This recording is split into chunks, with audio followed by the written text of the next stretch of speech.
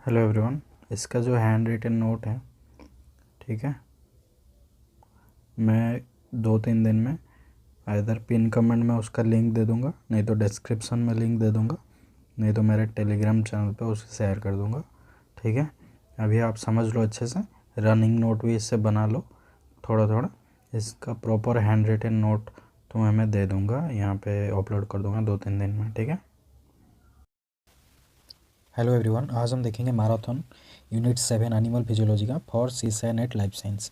ये gate Excel के लिए भी इंपॉर्टेंट है, ये डीबीटी के लिए भी इंपॉर्टेंट है, एंड ये आईसीएमआर जेआरएफ के लिए भी इंपॉर्टेंट है। ठीक है, स्टार्ट करेंगे हम सर्कुलेटरी सिस्टम से। सर्कुलेटरी सिस्टम मेनली क्या होता है, इसका जो ओरिजिन है ये है मेसोडर्मल इन ओरिजिन। ठीक है, क्या है मेसोडर्मल इन ओरिजिन। जैसे हमारा 3 एम्ब्रियोनिक लेयर होते हैं, प्रेजेंट होते हैं। 3 एम्ब्रियोनिक लेयर कौन सा है, एक है एक्टोडर्म, एक है एंडोडर्म, और तीसरा है मेसोडर्म। ठीक है, ये जो मेसोडर्म से ही ओरिजिन होता है हमारा सर्कुलेटरी सिस्टम। इसमें मेनली 3 कंपोनेंट रहता है, एक है ब्लड, ठीक है, दूसरा है ब्लड वेसल, ठीक है, तीसरा है हार्ट। ठीक है, ये 3 कंपोनेंट हम इसमें पढ़ेंगे अच्छे से। ठीक है, जो ब्लड वेसल प्रेजेंट रहता है, ठीक है, जो ब्लड वेसल प्रेजेंट रहता है, ब्लड वेसल क्या है, ये एक नेटवर्क है। ठीक है, नेटवर्क ऑफ ट्यूब्स है, नेटवर्क ऑफ ट्यूब्स जो बॉडी में फैले हुए हैं। ठीक है, एंड ये मेन काम क्या करते हैं, ऑक्सीजन एंड न्यूट्रिएंट, ठीक है, ऑर्गन तक पहुंचाते हैं, बॉडी में हर जगह पहुंचाते हैं ऑक्सीजन एंड न्यूट्रिएंट को। ठीक है, mainly types of blood vessel अगर हम देखें, आर्टरी होता है। आर्टरी क्या करता है, जो हार्ट से ब्लड ऑर्गन तक लेके जाता है उसको बोलते हैं आर्टरी। ठीक है, मेनली ऑक्सीजनेटेड ब्लड ये कैरी करता है। ठीक है, इसका भी एक एक्सेप्शन है, बताऊंगा बाद में। जो वेन्स हैं वो क्या करते हैं, ऑर्गन से ब्लड लेके आते हैं हार्ट तक। ठीक है, ऑर्गन से हार्ट तक ब्लड लेके आते हैं, जो मेनली डीऑक्सीजनेटेड ब्लड कैरी करते हैं। ठीक है, जिनमें CO2 होता है। ठीक है, इतना समझ में आया। तीसरा जो चीज़ होता है इसमें होता है कैपिलरी। ठीक है, कैपिलरी क्या है, जो आर्टरी एंड वेन को कनेक्ट करते हैं। ठीक है, आर्टरी एंड वेन को क्या करते हैं, कनेक्ट करते हैं। ठीक है, आर्टरी एंड वेन को कनेक्ट करते हैं। थिन वॉल्ड होते हैं, थिन वॉल्ड, क्योंकि इसमें डिफ्यूजन इजीली हो पाएगा, इसलिए थिन वॉल्ड होता है। जो गैसेस का डिफ्यूजन है ना, O2 एंड CO2 का, ठीक है, वो इजीली हो पाए इसलिए इसका थिन वॉल प्रेजेंट होता है। ठीक है, हमारे बॉडी में लगभग 60,000 miles of blood vessel present है। इतना लंबा ब्लड वेसल का नेटवर्क है बॉडी में। ठीक है, उसके बाद हम टाइप्स देख लेते हैं ब्लड वेसल का, sorry types of circulatory system कितना है, वो क्या है उसे देख लेते हैं। टाइप्स क्या है, एक है ओपन टाइप, ठीक है, दूसरा है क्लोज टाइप।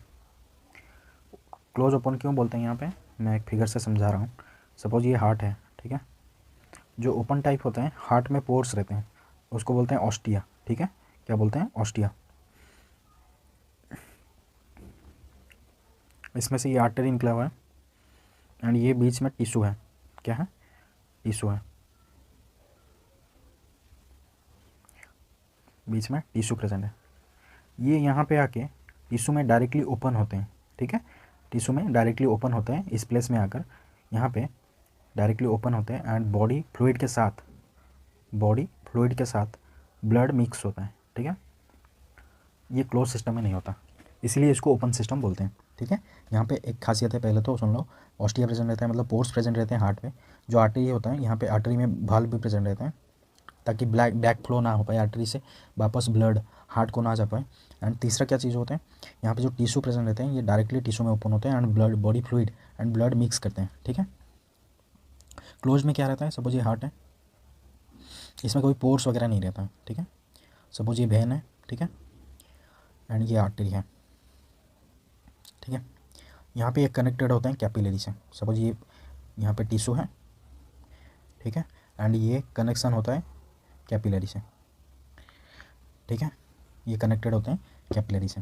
आर्टरी से हार्ट में, हार्ट से ब्लड आ रहा है इस डायरेक्शन में वेन से हार्ट को ब्लड जा रहा है इस डायरेक्शन में, ठीक है। तो बेसिकली यहाँ पे क्या होता है, टिश्यू में ऑक्सीजन एंड CO2 का एक्सचेंज होता है, ठीक है। एंड ये क्लोज होता है क्योंकि यहाँ पे body fluid and blood mix नहीं कर रहे हैं। यहाँ पे ये कैपिलरीज से जुड़ा हुआ होता है, कैपिलरीज के थ्रू ब्लड फ्लो होता है एंड कैपिलरीज से क्या होता है, गैसियस एक्सचेंज हो जाता है O2 एंड CO2 का, ठीक है, टिश्यू से। तो यहाँ पे ओपन ये नहीं है, क्लोज है, ब्लड वेसल के अंदर ही फ्लो होता है एंड बॉडी फ्लूइड से इसका कोई लेना देना नहीं है, इसलिए इसको क्लोज्ड बोलते हैं। एंड ओपन इसलिए इसको ओपन बोलते हैं क्योंकि ये ओपन है टिश्यू में, ठीक है, and body fluid and blood mix हो रहे हैं। इसका एग्जाम्पल है इंसेक्ट्स, ठीक है, इंसेक्ट्स। इसका एग्जाम्पल है ऑल वर्टिब्रेट्स, ठीक है, क्या, ऑल वर्टिब्रेट्स, ठीक है। ये open and close circulatory system हो गया। उसके बाद हम कंपैरेटिव एनाटॉमी करेंगे, सिलेबस में दिया हुआ है। कंपैरेटिव एनाटॉमी मतलब कंपैरेटिव स्टडी करेंगे, किसका हार्ट, फिश का हार्ट, ठीक है, फ्रॉग का हार्ट एंड ह्यूमन का हार्ट, ठीक है। फिश का हार्ट पहले देख लेते हैं। फिश का जो हार्ट है वो 2 चैम्बर का है, ठीक है। कितने चैम्बर का, 2 चैम्बर का है, एक एट्रिकल है एंड एक वेंट्रिकल है, ठीक है, 1 एट्रिकल एंड 1 वेंट्रिकल। यहाँ से एट्रिकल से वेंट्रिकल के बीच में पैसेज होता है ब्लड फ्लो होने के लिए। सपोज ये ऑर्गन है, ठीक है, ये ओ से दिखा रहा हूँ ऑर्गन, ठीक है। यहाँ पे गिल्स प्रेजेंट होते हैं, इसको मान लेते हैं ये गिल्स है, ठीक है। एंड यहाँ पे एक स्ट्रक्चर प्रेजेंट होता है जिसको बोलते हैं साइनस वेनोसस। क्या बोलते हैं, साइनस वेनोसस। अगर क्वेश्चन आ जाए साइनस वेनोसस कहाँ प्रेजेंट होता है तो फिश हार्ट में प्रेजेंट होता है, ठीक है। ये दो चैम्बर का है। यहाँ से ऑर्गन से ब्लड डीऑक्सीजनेटेड वाला ब्लड मतलब CO2 वाला ब्लड एट्रिकल में जाएगा, ठीक है। एट्रिकल में एंटर किया, एट्रिकल से वेंट्रिकल में एंटर करेगा, वेंट्रिकल से गिल में जाएगा, ठीक है। गिल में जाएगा, गिल में क्या होगा, गैसियस एक्सचेंज होगा। O2 जो वाटर में प्रेजेंट है, ठीक है। फिश कहाँ पे रहता है, वाटर पे रहता है। वाटर में जो ऑक्सीजन प्रेजेंट है वो गिल के थ्रू फिश के ब्लड में मिल जाएगा, ठीक है। एंड CO2 जो ऑर्गन से आया था, ठीक है, CO2 जो ऑर्गन से आया था गया था आर्टिकल वेंट्रिकल एंड गिल्स में, CO2 वहाँ से बाहर निकल जाएगा, ठीक है। O2 मिल जाएगा, CO2 बाहर निकल जाएगा, वो गिल्स में होगा। ये गैसेस सेक्शन का प्रोसेस गिल में होगा। यहाँ से ऑक्सीजनेटेड ब्लड ऑर्गन में जाएगा, फिर से ये डीऑक्सीजनेटेड फिर से ऑर्गन में क्या होगा, मतलब ऑक्सीडेशन प्रोसेस होगा, ठीक है। ऑक्सीडेशन प्रोसेस में क्या होता है, ऑक्सीजन के प्रेजेंट में ऑक्सीडेशन होता है एंड यहाँ से CO2 निकलता है। ये CO2 फिर से जाएंगे ये इस डायरेक्शन में, एट्रिकल में, फिर वेंट्रिकल में एंड ये गिल्स में, एंड गिल्स में गैस एक्सचेंज हो जाएगा, O2 मिल जाएगा, CO2 निकल जाएगा एंड ये फिर से ऑर्गन तक जाएंगे। ये प्रोसेस चलता रहेगा। ये फिश हार्ट में होता है, इसमें 2 ही चैम्बर होते हैं, ठीक है। लेकिन फ्रॉग में देखते हैं, अभी फिश का खत्म हो गया। फ्रॉग में क्या होता है, 3 चैम्बर होता है, ठीक है। कितना चैम्बर होता है, 3 चैम्बर। यहाँ पे एक एट्रिकल है, ये दूसरा एट्रिकल है, ठीक है। तीसरा जो कंपार्टमेंट है, चैम्बर है, वो वेंट्रिकल है, ठीक है। फिर इसमें यहाँ से सपोज डीऑक्सीजनेटेड ब्लड आ रहा है, यहाँ से सपोज आ रहा है ऑक्सीजनेटेड ब्लड, ठीक है। ये क्या करते हैं, ये आर्टिकल में आ जाते हैं डीऑक्सीजनेटेड ब्लड, ये आर्टिकल में आ जाता है ऑक्सीजनेटेड ब्लड। ये ब्लड यहाँ पे वेंट्रिकल में इकट्ठा हो जाते हैं, ठीक है।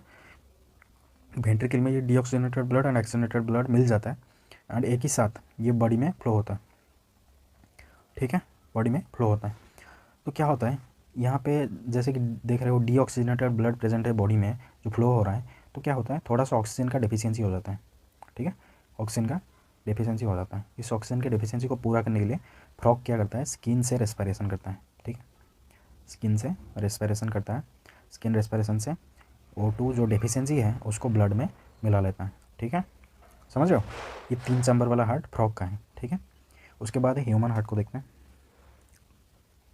ह्यूमन हार्ट में क्या होता है, ह्यूमन हार्ट 4 चैम्बर का होता है, ये सबको पता है। ये है right atrium, left atrium, right ventricle and left ventricle, ठीक है। Right atrium and right ventricle के बीच में ट्राइकस्पिड वाल्व प्रेजेंट रहता है, ट्राइकस्पिड वाल्व, ठीक है। And left atrium and left ventricle के बीच में बाइकस्पिड वाल्व प्रेजेंट रहता है, ठीक है। यहाँ पे सपोज बना लेते हैं लंग्स, ठीक है। लंग्स से आता है पल्मोनरी वेन जो लेफ्ट एट्रियम को जोड़ता है, ठीक है, पल्मोनरी वेन, ये इसको बोलते हैं पल्मोनरी वेन, ठीक है। एंड राइट वेंट्रिकल से, ठीक है, जाता है आर्टरी जो जाता है लंग्स तक, उसको बोलते हैं pulmonary artery, pulmonary artery. Pulmonary artery एक ऐसा आर्टरी है जिसमें डीऑक्सीजनेटेड ब्लड फ्लो होता है, CO2 वाला ब्लड, ठीक है, ये एक्सेप्शन है। आर्टरी में नॉर्मली हमेशा क्या होता है, ऑक्सीजनेटेड ब्लड फ्लो होता है, लेकिन पल्मोनरी आर्टरी एक ऐसा आर्टरी है जिसमें डीऑक्सीजनेटेड ब्लड फ्लो होता है। ऐसे ही पल्मोनरी वेन एक ऐसा वेन है, एक ही लौता वेन है जिसमें ऑक्सीजन वाला ब्लड फ्लो होता है। ठीक है, नॉर्मली वेन्स में क्या होता है, CO2 वाला ब्लड फ्लो होता है, लेकिन पल्मोनरी वेन एक एकलौता वेन है जिसमें ऑक्सीजन वाला ब्लड फ्लो होता है। यहाँ पे राइट आर्टरी में आके मिलते हैं सुपीरियर वेना कावा, ठीक है, एंड इन्फेरियर वेना कावा। ठीक है, ये सुपीरियर वेना कावा से ब्लड के अपर, हार्ट का जो अपर पार्ट है, जैसे ब्रेन हो गया, नेक हो गया, यहाँ से ब्लड फ्लो होके आता है सुपीरियर वेना कावा से। एंड हार्ट के नीचे वाला जो पार्ट हो गया, एब्डोमेन हो गया, किडनी हो गया, लेग्स हो गया, वहाँ से जो ब्लड आता है वो इन्फीरियर वेना कावा से आता है। ठीक है, एंड यहाँ पे ये जो ब्लड आता है मेनली डीऑक्सीजनेटेड ब्लड आता है। ठीक है, डीऑक्सीजनेटेड ब्लड आता है पहले तो राइट आर्टरी में आता है, उसके बाद राइट ट्राइकस्पिड वाल्व के थ्रू राइट वेंट्रिकल में जाएगा, राइट वेंट्रिकल से पल्मोनरी आर्टरी के थ्रू ये पहुँच जाएगा लंग्स में। लंग्स में क्या होगा, O2 ब्लड में मिल जाएंगे।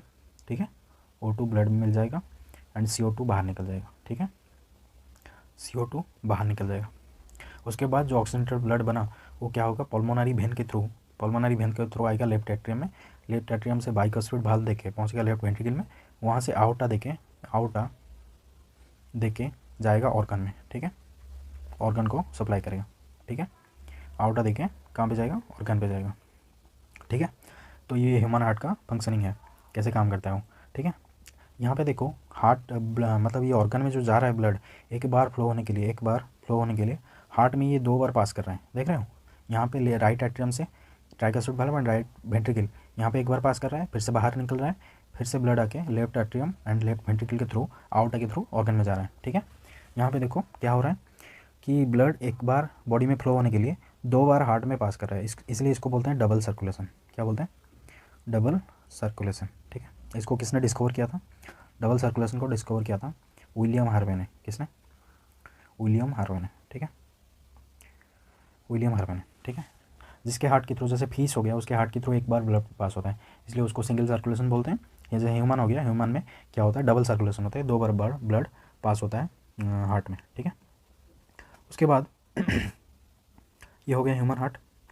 ह्यूमन हार्ट में जब हार्ट बीट होता है, ठीक है, 2 तरह का केस होता है, टर्म होता है। एक होता है सिस्टोल, ठीक है, जिसको बोलते हैं कॉन्ट्रैक्शन। ठीक है, दूसरा है डायस्टोल, जिसको बोलते हैं रिलैक्सेशन।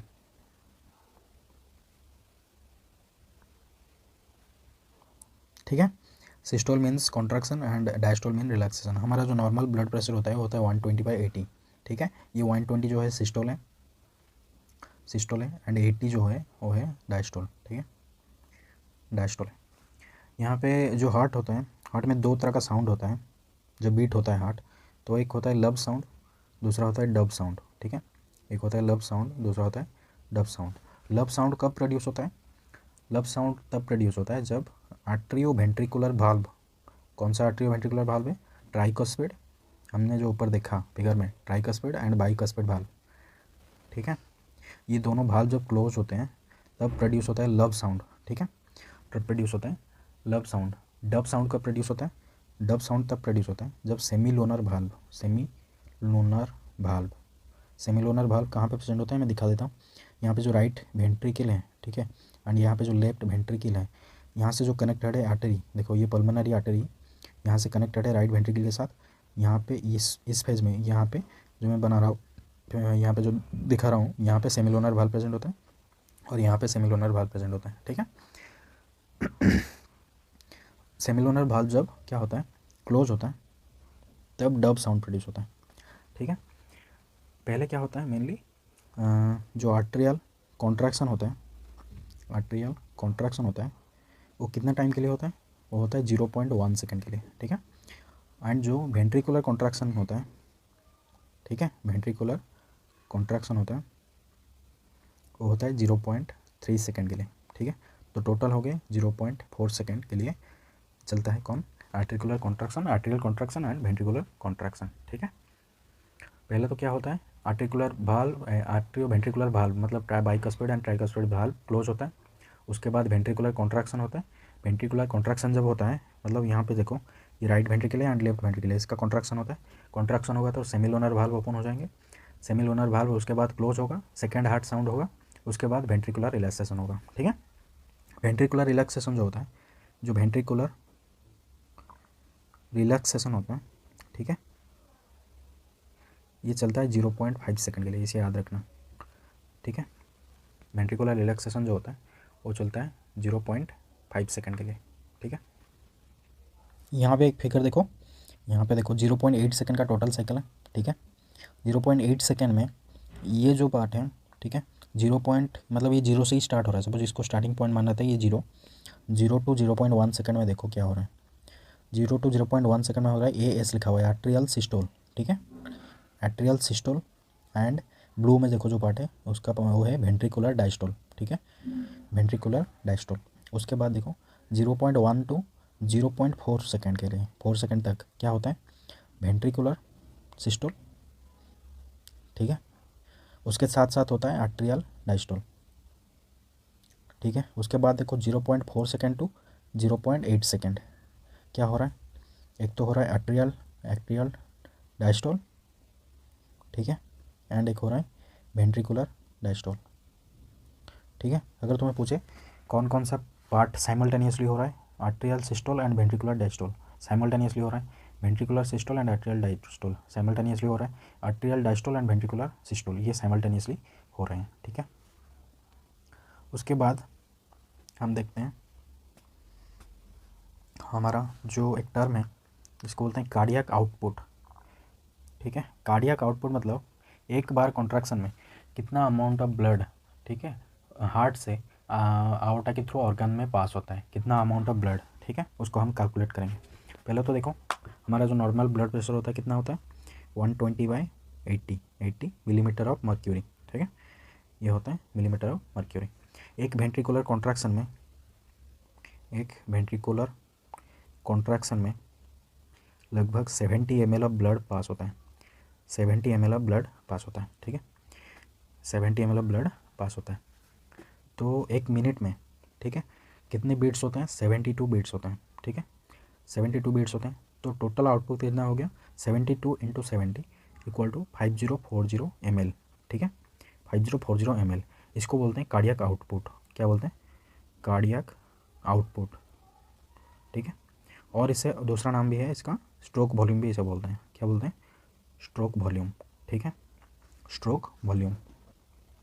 और एक टर्म है जिसे बोलते हैं पल्स प्रेशर, क्या बोलते हैं, पल्स प्रेशर। ये कितना होता है, यहाँ पे जो 120 है एंड 80 है, इसका जो डिफरेंस बनता है 120 - 80, इसको बोलते हैं पल्स प्रेशर, क्या बोलते हैं, पल्स प्रेशर।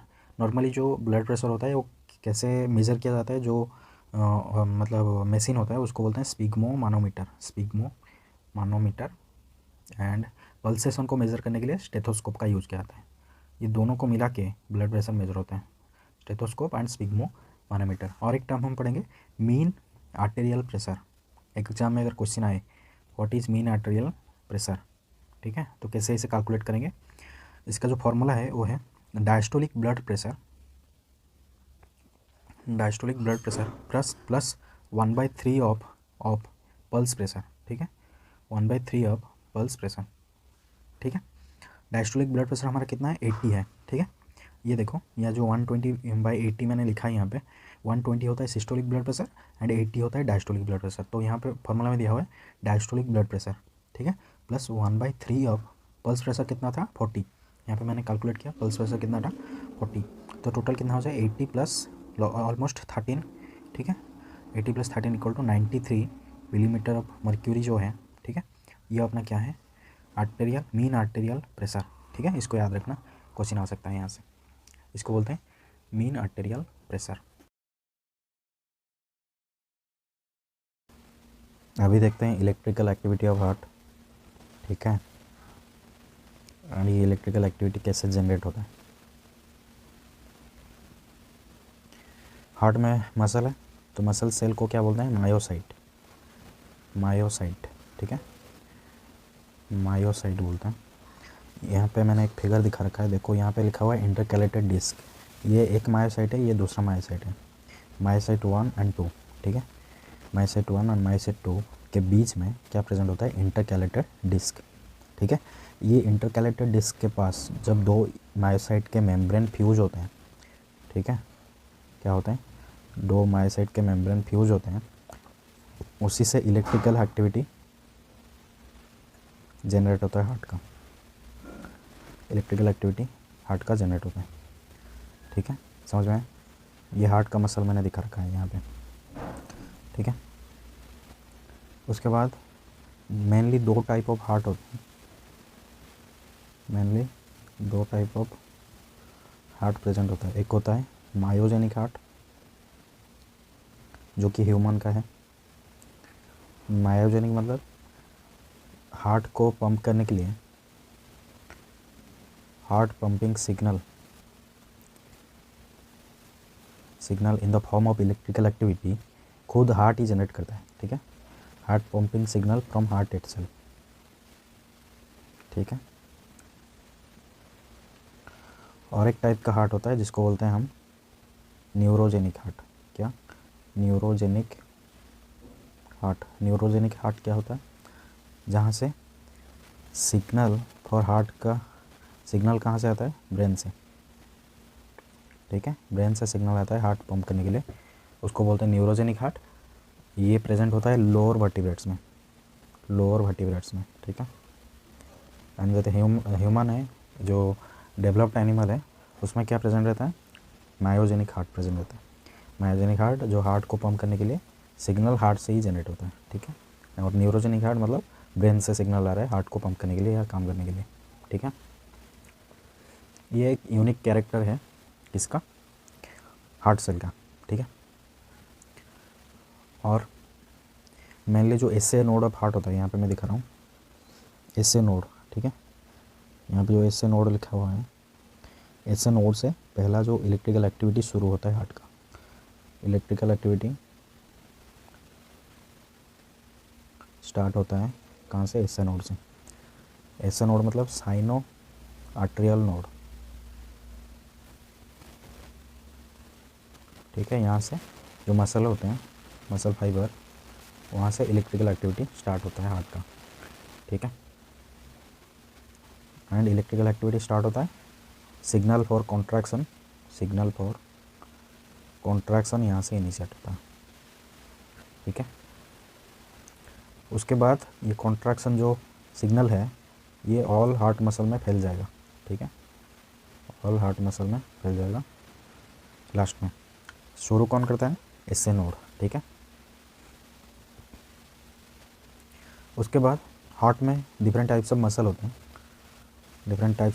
हैं, हार्ट में। कुछ मसल होते हैं मॉडिफाइड नोडल टिश्यू। ठीक है, एंड कुछ मसल होते हैं जिनको कॉन्ट्रैक्टाइल मसल बोला जाता है, कॉन्ट्रैक्टाइल मसल। ठीक है, मॉडिफाइड नोडल टिश्यू कौन कौन से हैं? एसए नोड, ठीक है, एबी नोड, और क्या है? Bundle of his. इसमें राइट भी होता है, इसमें लेफ्ट भी होता है। ठीक है, bundle of his and परकिंजी fibre.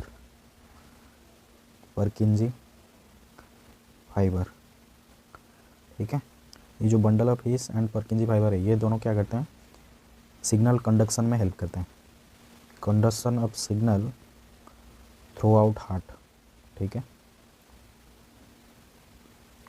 Conduction of signal through out heart. Contractile muscle कौन कौन से हैं? कॉन्ट्रैक्टाइल मसल है आर्टेरियम मसल एंड वेंट्रिकल मसल। ठीक है, आर्टेरियम मसल एंड वेंट्रिकल मसल, ये दोनों होते हैं कॉन्ट्रैक्टाइल मसल। ठीक है, यहाँ पे देख लो एसए नोड ये यहाँ पे प्रेजेंट है, एंड एबी नोड यहाँ पे प्रेजेंट है। ये है बंडल ऑफ हीस, यहाँ से जो आ रहा है ये वाला हिस्सा, ये लेफ्ट राइट में डिवीज़न हुआ है। देखो राइट बंडल ब्रांच जो दिखाया है वो right bundle of his part है, एंड लेफ्ट बंडल ब्रांच जो दिखा रहा है यहाँ पे लेफ्ट पार्ट है। ठीक है, बंडल ऑफ हीस का। उसके बाद यहाँ पे टर्मिनल में होता है परकिंजी फाइबर्स, यहाँ पे दिखा रखा है परकिंजी फाइबर्स। ठीक है, हो गया। उसके बाद हम देखते हैं हार्ट में जो एसए नोड में मैंने बताया कि इलेक्ट्रिकल एक्टिविटी जनरेट होता है, वो एसए नोड में कैसे जनरेट होता है। ठीक है, उसको हम एक ग्राफ की मदद से समझेंगे अच्छे से। ठीक है,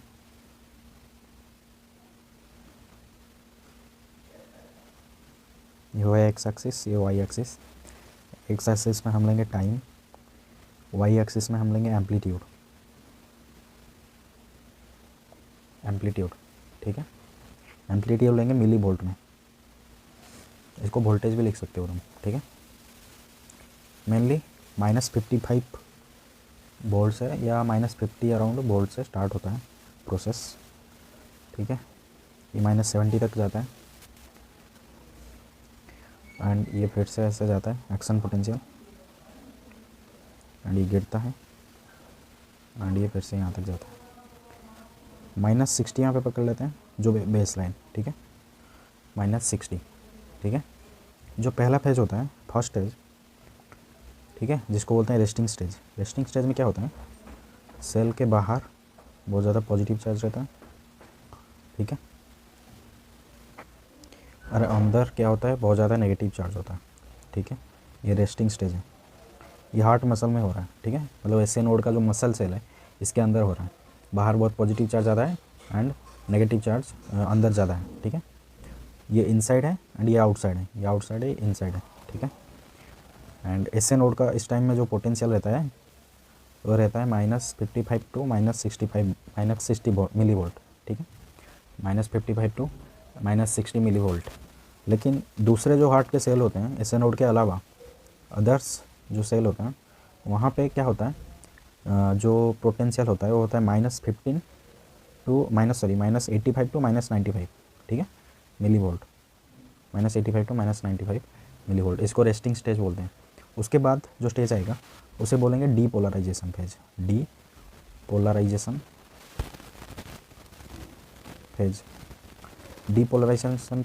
डीपोलराइजेशन में कॉन्ट्रैक्शन होता है नॉर्मली। ठीक है, क्या होता है, कॉन्ट्रैक्शन होता है। ठीक है, डीपोलराइजेशन में क्या हुआ, बाहर जो थोड़ा सा पॉजिटिव चार्ज था ज़्यादा तो धीरे धीरे अंदर आने लगेगा, अंदर कुछ पॉजिटिव चार्ज बिल्ड होगा।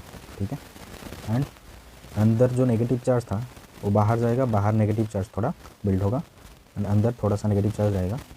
इस फेज को बोलते हैं डीपोलराइजेशन। ठीक, ये होता है -40 मिली वोल्ट का इन एस नोड में। ठीक है, एंड अदर सेल में कितना होता है, अदर सेल में होता है ये -30 मिली वोल्ट। ठीक है, अदर सेल में होता है -30 milli volt and -40 milli volt होता है एस नोड के सेल में। ठीक है, इस फेज को बोलते हैं डीपोलराइजेशन फेज। डीपोलराइजेशन फेज यहाँ से यहाँ तक, ठीक है, यहाँ से लेके यहाँ तक जो फेज है उसको बोलते हैं डीपोलराइजेशन फेज। मैं डी लिख दे रहा हूँ, उसको बोलते हैं डीपोलराइजेशन फेज। उसके बाद जो फेज आएगा उसको बोलेंगे एक्शन पोटेंशियल। ठीक है, क्या बोलेंगे, एक्शन पोटेंशियल। ठीक है, यहाँ पे बनाता हूँ एक्शन पोटेंशियल। एक्शन पोटेंशियल में क्या होगा, ये सपोज सेल है, यहाँ पे बाहर क्या होगा, नेगेटिव चार्ज हो जाएगा एंड अंदर पॉजिटिव चार्ज हो जाएगा। ठीक है, नॉर्मली पॉजिटिव चार्ज कैसे होता है, Na+ बाहर से अंदर मूव करता है, Na+ सोडियम। ठीक है, सोडियम प्लस ये क्या करता है, बाहर से अंदर मूव करता है, इसके वजह से अंदर पॉजिटिव चार्ज हो जाता है एंड बाहर नेगेटिव चार्ज हो जाता है। ये जो एक्शन पोटेंशियल होगा इसका वोल्ट कितना होगा, +5 मिली वोल्ट। ठीक है, +5 milli volt and other cell में कितना होगा, ये है एस नोड में, अदर सेल में क्या होगा, +60 टू +70 मिली वोल्ट। ये हो गया तीसरा फेज। ठीक है, जो फोर्थ फेज है वो होगा हाइपर पोलराइजेशन। क्या होगा, hyperpolarization. Hyperpolarization phase में क्या होगा, बाहर फिर से पॉजिटिव चार्ज बिल्डअप होगा। ठीक है, एंड अंदर नेगेटिव चार्ज बिल्ड होगा, लेकिन इस टाइम वोल्टेज जो होगा, जो एम्पलीट्यूड होगा वो बहुत ज़्यादा नेगेटिव हो जाएगा। ठीक है, कितना नेगेटिव होता है, -80 मिली वोल्ट इन एस नोड। ठीक है, -80 मिली वोल्ट इन एस नोड हो जाएगा। इसका रीज़न क्या है, Na+ एंड K+, जो 80 पेज है, पंप है, Na+ K+ एक पंप है, उसके वजह से एंड क्लोराइड माइनस आयन के वजह से। ठीक है, इसके वजह से क्लोराइड माइनस आयन बाहर चले जाएंगे एंड Na+ बाहर चला जाएगा, K+ इफ्लक्स होगा एंड K+ बाहर जाएगा, बाहर पॉजिटिव चार्ज बनेगा एंड अंदर नेगेटिव चार्ज बिल्डअप होगा क्लोरीन की वजह से। ठीक है, इसमें इस फेज को बोलते हैं हाइपर पोलराइजेशन। ये जो डाउन आ रहा है यहाँ पे, ये पहुँच गया यहाँ पे, ये जो डाउन आ रहा है ये फेज है हाइपर पोलराइजेशन, H लिख दे रहा हूँ मैं, ठीक है।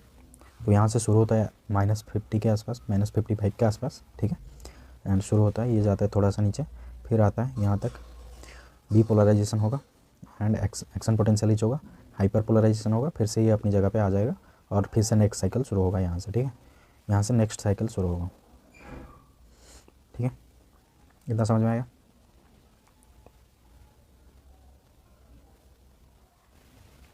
S A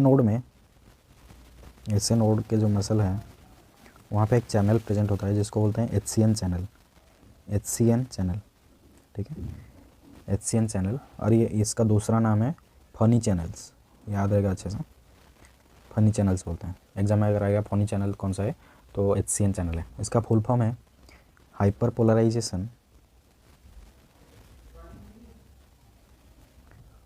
polarisation activated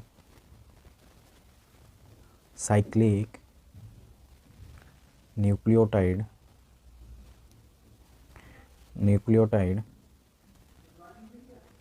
gated channel, ना लंबा सा है, ठीक है। Hyperpolarization activated cyclic nucleotide gated channel, यहाँ से H आया है, यहाँ से C एंड यहाँ से न्यूक्लियोटाइड से N आया है, HCN चैनल, ठीक है। ये क्या होता है जब हाइपर पोलराइजेशन फेज होता है,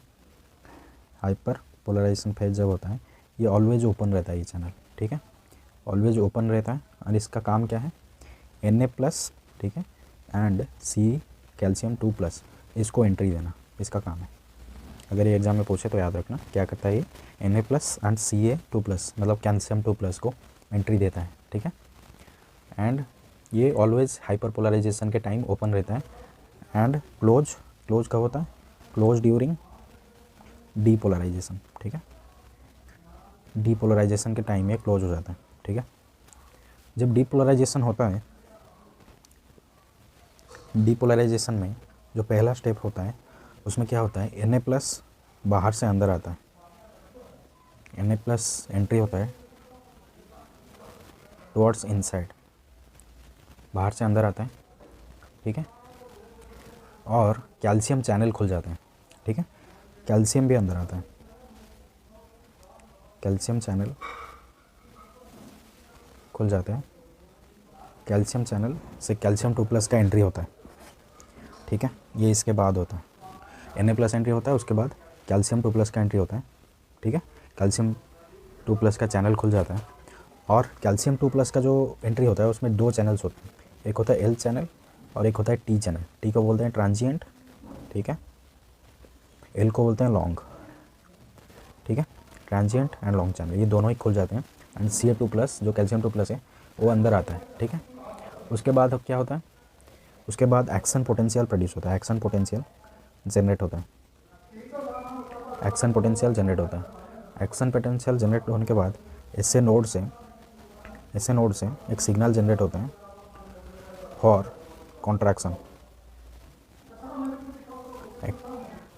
ठीक है, ये कॉन्ट्रैक्शन का सिग्नल जनरेट होता है। उसके बाद क्या होता है, मेनली वोल्टेज गेटेड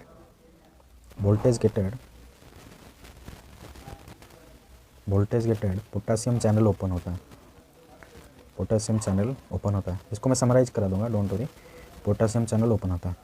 उसके बाद क्या होता है, पोटेशियम बाहर जाता है, ठीक है, इफ्लक्स ऑफ K+, पोटेशियम बाहर जाता है। उसके बाद होता है हाइपर पोलराइजेशन, ठीक है, हाइपर पोलराइजेशन जब होगा ना वहाँ पे क्या होगा, पोटेशियम चैनल क्लोज हो जाएगा, K+ चैनल क्लोज हो जाएगा। अगर तुम्हें क्वेश्चन पूछे कहाँ पे पोटेशियम चैनल ओपन होता है, डीपोलराइजेशन के बाद, डीपोलराइजेशन के बाद होता है एक्शन पोटेंशियल के बाद होता है potassium channel open. Potassium channel close कब होगा, हाइपर पोलराइजेशन के टाइम पोटेशियम चैनल क्लोज हो जाएगा, ठीक है। उसके बाद क्या होता है, हाइपर पोलराइजेशन के बाद HCN एक्टिवेटेड हो जाता है, HCN एक्टिवेटेड होता है। HCN एक्टिवेशन के बाद entry of Na+ and Ca2+, calcium 2+ होता है, ठीक है। मैं फिर से बताता हूँ, पहले क्या हुआ, पहले तो डीपोलराइजेशन होगा, ठीक है, डीपोलराइजेशन में क्या होगा, Na+ का एंट्री होगा, देखो Na+ का एंट्री होगा, कैल्शियम 2+ का एंट्री होगा, ठीक है। कैल्शियम 2+ चैनल खुल जाएंगे, 2 कैल्शियम 2+ चैनल होते हैं, L channel and T channel. L channel long channel, T मतलब ट्रांजिएंट। उसके बाद एक्शन पोटेंशियल जनरेट होगा, एसी नोड से इलेक्ट्रिकल एक्टिविटी जनरेट होगा फॉर कॉन्ट्रैक्शन, ठीक है। उसके बाद वोल्टेज गेटेड के+ चैनल खुल जाएंगे, के+ बाहर जाएगा, इफ्लक्स होगा, एंड उसके बाद होगा हाइपर पोलराइजेशन, ठीक है। उसके बाद के+ चैनल क्लोज हो जाएंगे एंड HCN चैनल एक्टिवेट हो जाएगा, फिर से entry of Na+ and Ca2+ start होगा, ठीक है। इतना समझ लो अच्छे से, इसको फिर से रिवाइज कर देना, ठीक है। अभी देखते हैं जो मसल सेल एसे नोड का जो कॉन्ट्रैक्शन एंड रिलैक्सेशन होता है वो कैसे होता है। मेनली 2 तरह का होता है, ठीक है। बाय ऑटोनॉमिक नर्वस सिस्टम इसका रेगुलेशन होता है। ऑटोनॉमिक नर्वस सिस्टम में 2 तरह का रेगुलेशन होता है, एक होता है sympathetic nervous system, sympathetic nervous system. दूसरा जो वो तरीका होता है वो होता है पैरासिम्पैथेटिक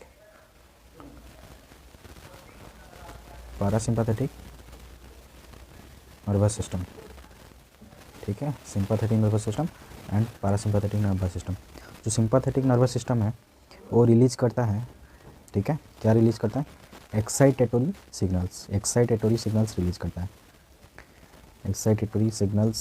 है, एंड Na+ का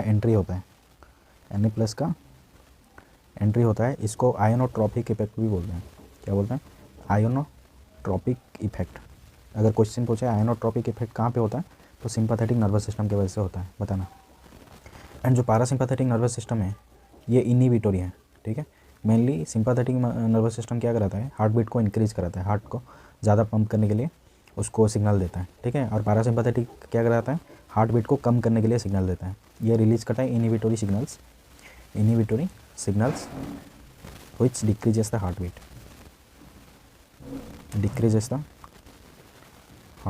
ठीक है। अभी देखते हैं कैसे होता है सिंपैथेटिक एंड पैरासिम्पैथेटिक कैसे काम करते हैं। सपोज ये न्यूरॉन है, ठीक है।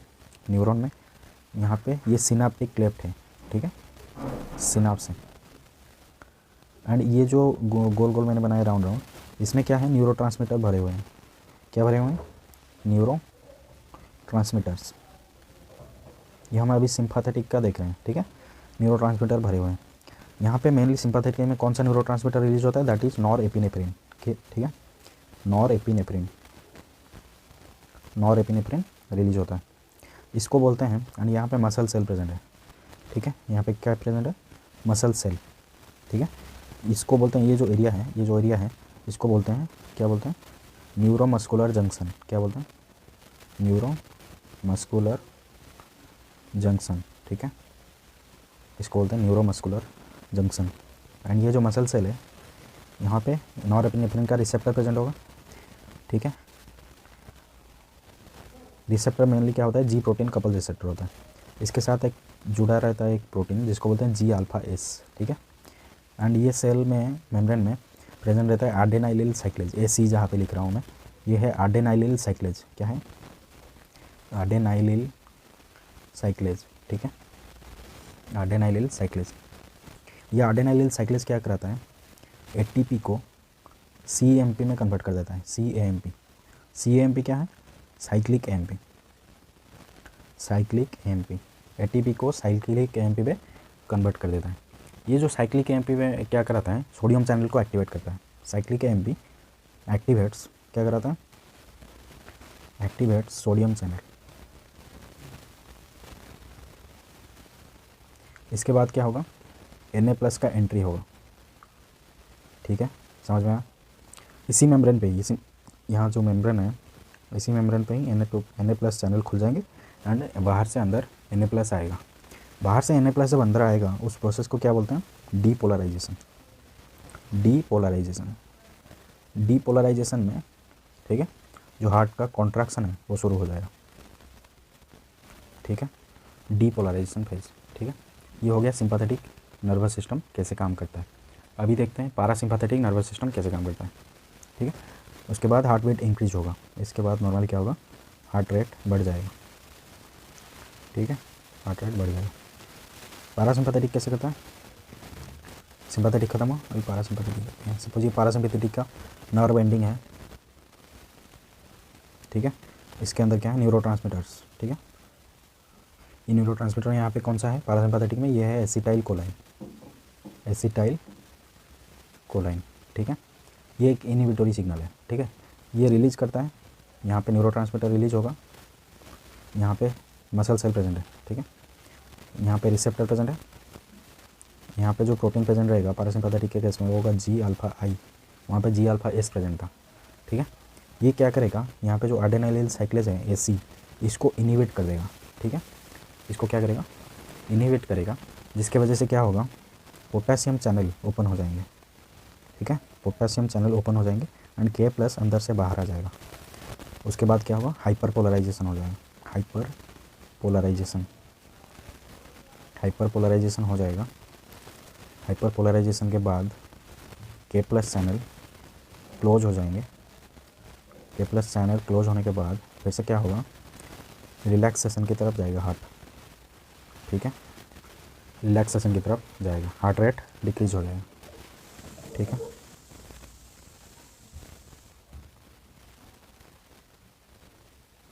ठीक है, हार्ट रेट डिक्रीज हो जाएगा। उसके बाद देखते हैं कुछ कुछ ड्रग होते हैं, ड्रग मेडिसिन्स होते हैं, ठीक है, जो दिया जाते हैं हार्ट रेट को आइदर बढ़ाने के लिए, आइदर हार्ट रेट को बढ़ाने के लिए, नहीं तो कम करने के लिए, ठीक है। एक ड्रग है जिसका नाम है एट्रोपाइन, ठीक है। एक ड्रग है जिसका नाम है एट्रोपाइन।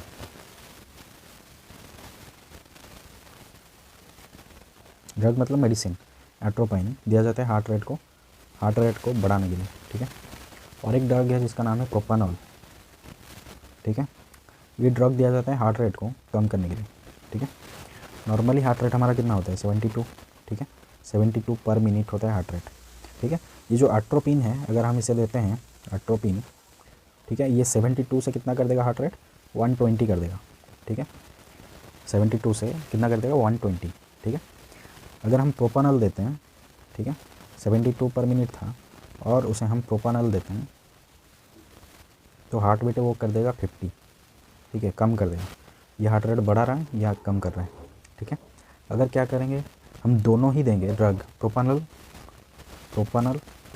प्लस एट्रोपिन, अगर ये हम दोनों ही ड्रग दे रहे हैं, ये क्या करेगा, हार्ट रेट को 100 के आसपास ही रखेगा, ठीक है। हार्ट बीट कितना होगा 100 पर मिनट।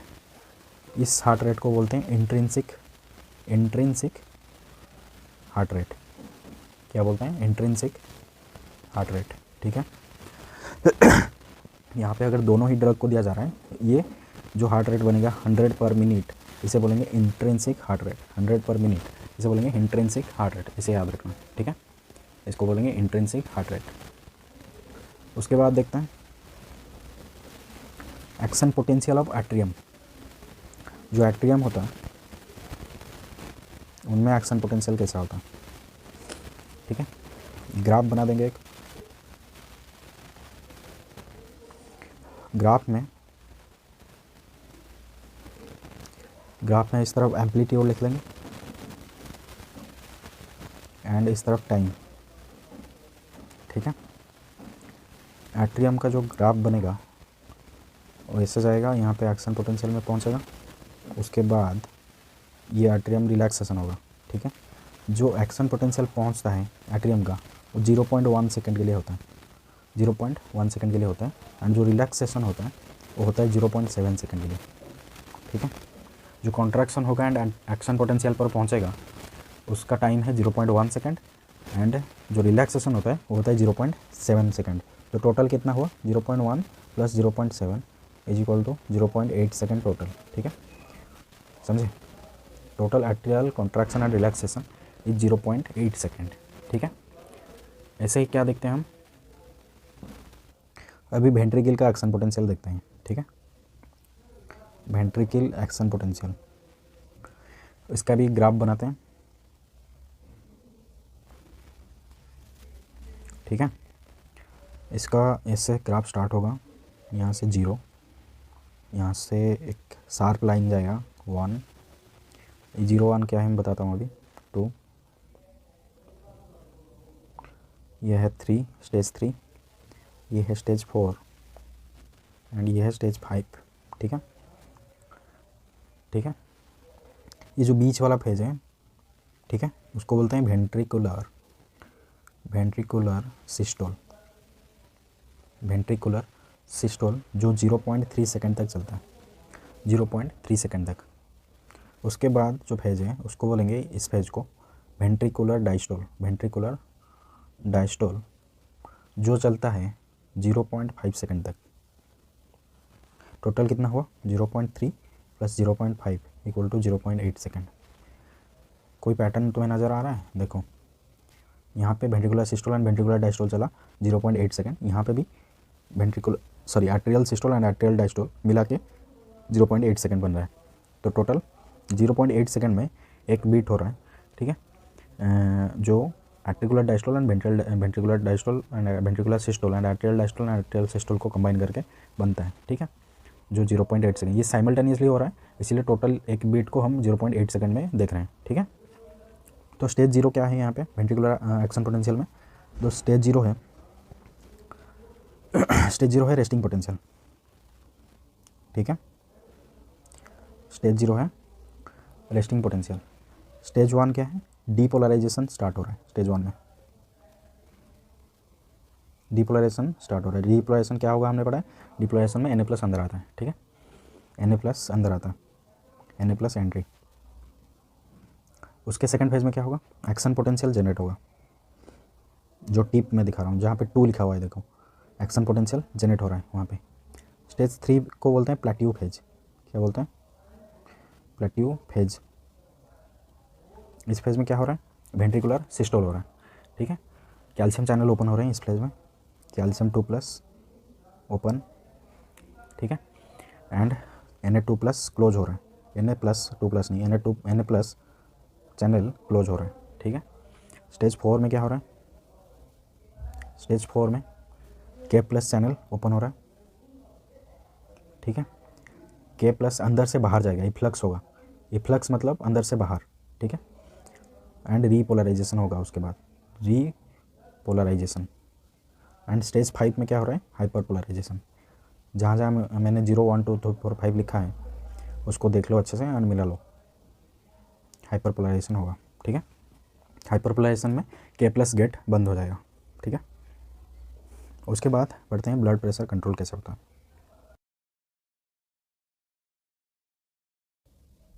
अभी देखते हैं ब्लड प्रेशर कंट्रोल मैकेनिज्म।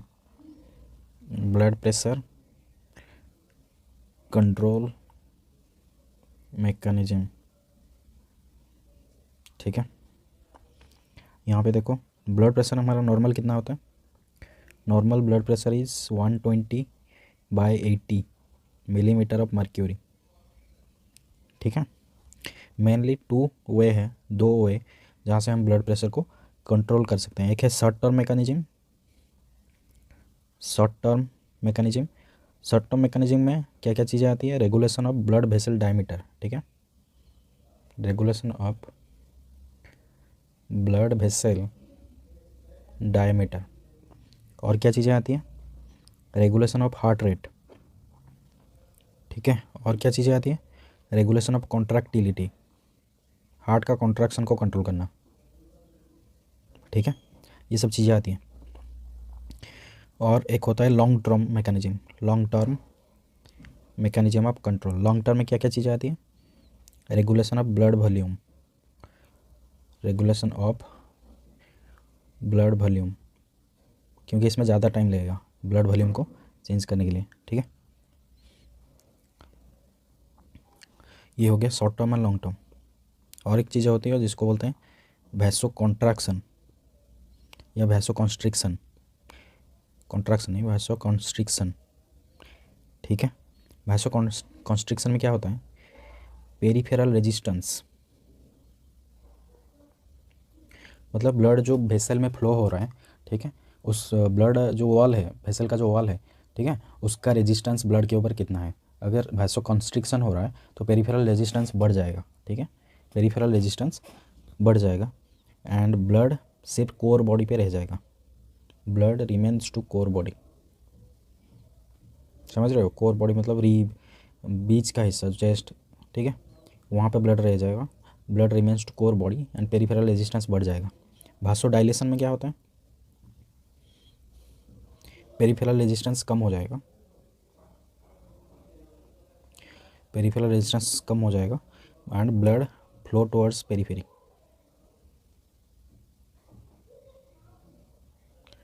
ठीक है,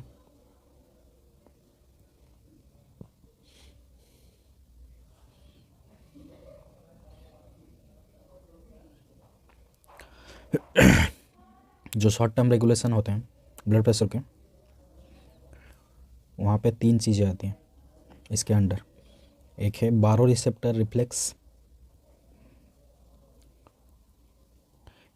बारो रिसेप्टर रिफ्लेक्स, बारो मतलब प्रेशर, प्रेशर सेंस करते हैं कुछ रिसेप्टर, उनके उनके इन्वॉल्वमेंट में होता है। वो क्या करते हैं, ये जब ब्लड प्रेशर 40 to 110 mmHg हो जाता है, mmHg हो जाता है, तभी एक्टिवेट होते हैं बारो रिसेप्टर। ठीक है, ये क्या करते हैं, मेनली पेरिफेरल रेजिस्टेंस को चेंज करते हैं। ठीक है, हार्ट रेट को चेंज करते हैं। ठीक है, स्ट्रोक वॉल्यूम को चेंज करते हैं। स्ट्रोक वॉल्यूम थोड़ी देर पहले हमने पढ़ा था, स्ट्रोक वॉल्यूम को चेंज करते हैं। ठीक है, ये शॉर्ट टर्म रेगुलेशन के अंदर आता है। दूसरा जो कंट्रोल है शॉर्ट टर्म रेगुलेशन का, वो है केमो रिसेप्टर रिफ्लेक्स। ठीक है, क्या है, केमो रिसेप्टर रिफ्लेक्स। जो केमो रिसेप्टर रिफ्लेक्स है, ठीक है, ये कब एक्टिवेट होता है, जब blood pressure 40 to 60 millimetre mercury तक है। ये जब इतना ब्लड प्रेशर हो जाता है तब केमो रिसेप्टर रिफ्लेक्स एक्टिवेट हो जाता है। ये कैसे एक्टिवेट होता है, ये सेंसिटिव होता है जब O2 गिर जाता है, O2 का कंसनट्रेशन कम हो जाता है। और कब एक्टिवेट होता है, जब CO2 का कंसनट्रेशन बढ़ जाता है। ठीक है, एंड लो pH हो जाता है। ब्लड का pH कितना है, 7.4। ठीक है, उससे अगर pH कम हो जाए, मतलब एसिडिक एनवायरनमेंट की तरफ जा रहे हैं हम, तब क्या होता है, ये एक्टिवेट हो जाता है। कौन सा एक्टिवेट होता है, केमो रिसेप्टर रिफ्लेक्स। ठीक है, उसके बाद और एक रेगुलेशन है जिसको बोलते हैं CNS इस्केमिक रिफ्लेक्स। CNS मतलब central nervous system, ischemic reflex, central nervous system से जो सिग्नल आ रहे हैं ब्लड प्रेशर को कंट्रोल करने के लिए, उसको बोलते हैं CNS इस्केमिक रिफ्लेक्स। ठीक है, यहाँ पे क्या होता है, जब ब्लड प्रेशर लेस देन 40 हो जाता है, less than 40 millimetre of Hg हो जाता है, तब एक्टिवेट होता है कौन, CNS इस्केमिक रिफ्लेक्स। ठीक है, ये कौन से केस में होता है, जब ब्लड प्रेशर क्या होता है, सीवियर ब्लड लॉस होता है। ठीक है, सीवियर ब्लड लॉस हो रहा है बॉडी से, and blood pressure rapidly falls, blood pressure बहुत जल्दी से गिर रहा है, तब ये एक्टिवेट होता है एंड ब्लड फ्लो को, मतलब भासो कॉन्स्ट्रिक्शन करता है एंड ब्लड फ्लो को, ब्लड प्रेशर को इंक्रीज़ करने के लिए हेल्प करता है। क्योंकि ब्लड प्रेशर कम हो गया ना, अभी अच्छे से ब्रेन तक या बॉडी के सारे ऑर्गन तक ब्लड नहीं पहुंच पाएगा, उसको बढ़ाने के लिए, ब्लड प्रेशर को बढ़ाने के लिए CNS आता है बीच में, सेंट्रल नर्वस सिस्टम। ठीक है, ये मेनली कैसे रेगुलेट होते हैं, CNS को रेगुलेट करता है। CNS में जो रेगुलेटर होता है उसको बोलते हैं भासोमोटर एरिया। ठीक है, क्या बोलते हैं, भासोमोटर एरिया। ये 3 एरिया होता है भासोमोटर एरिया। एक होता है भासो कॉन्स्ट्रिक्टर एरिया, भासो कॉन्स्ट्रिक्टर एरिया, जिसको भी बोलते हैं cardio accelerator centre, cardio accelerator centre. और एक होता है भासो डायलेटर एरिया, जिसको बोलते हैं cardio inhibitory centre, cardio inhibitory centre. और एक है सेंसोरी एरिया, एंड ये कौन से नर्व के द्वारा कंट्रोल होता है, भागस नर्व का नाम है भागस नर्व, और एक है ग्लॉसोफैरिंजियल नर्व। ठीक है, भागस नर्व एंड ग्लॉसोफैरिंजियल नर्व, जो सेंसोरी एरिया कंट्रोल होता है। ठीक है, ये ब्रेन के भासोमोटर एरिया से कंट्रोल होता है। ठीक है, भासोमोटर एरिया कहाँ पे होता है, भासोमोटर एरिया मेनली हाइंड ब्रेन का एक पार्ट है जो है मेडुला ओब्लोंगाटा, उसको सर्च करके देख लेना कहाँ पर प्रेजेंट है। ठीक है, उसका इमेज देख लेना, मेडुला ओब्लोंगाटा में प्रेजेंट होता है भासोमोटर एरिया। ठीक है, इसको कौन कंट्रोल करता है पीछे से, इसको कंट्रोल करता है हाइपोथैलेमस। ठीक है, एंड हाइपोथैलेमस को पीछे से कौन कंट्रोल करता है, सेरेब्रल कॉर्टेक्स। ठीक है, सेरेब्रल कॉर्टेक्स कंट्रोल करता है हाइपोथैलेमस को, हाइपोथैलेमस कंट्रोल करता है मेडुला ऑब्लोंगाटा को। मेडुला ऑब्लोंगाटा में प्रेजेंट है भासोमोटर एरिया, एंड ये भासोमोटर एरिया कंट्रोल करता है ब्लड प्रेशर को। ठीक है, समझ में आ गया इतना। अभी देखते हैं बारो रिसेप्टर जो होता है वो कैसे एक्टिवेट होते हैं। ठीक है, यहाँ पे देखो एक फिगर है,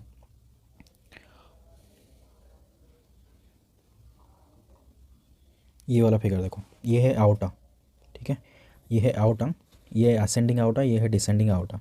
आउटा मतलब लेफ्ट वेंट्रिकल से, ठीक है, लेफ्ट वेंट्रिकल से जो पास होता है आउटा, ऑर्गन तक ब्लड लेके जाता है ऑक्सीजनेटेड ब्लड को, वो आउटा है। ठीक है, यहाँ पे 2 ब्रांच है इसका, इस ब्रांच को बोलते हैं कैरोटिड साइनस, कैरोटिड ब्रांच। ठीक है, कैरोटिड ब्रांच। यहाँ पे जो आउटा है, आउटा पे भागस नर्व का एंडिंग प्रेजेंट रहता है। ठीक है, भागस नर्व का एंडिंग प्रेजेंट रहता है। एंड कैरोटिड जो पार्ट है, कैरोटिड ये जो डिवाइड मैंने दिखा रखा है, वहाँ पे एक नर्व का पार्ट एंडिंग प्रेजेंट रहता है, इसको बोलते हैं हेरिंग नर्व। ठीक है, हेरिंग नर्व। ये भागस नर्व एंड हेरिंग नर्व ये मिला के ये दोनों क्या करते हैं, ब्लड प्रेशर को कंट्रोल करते हैं।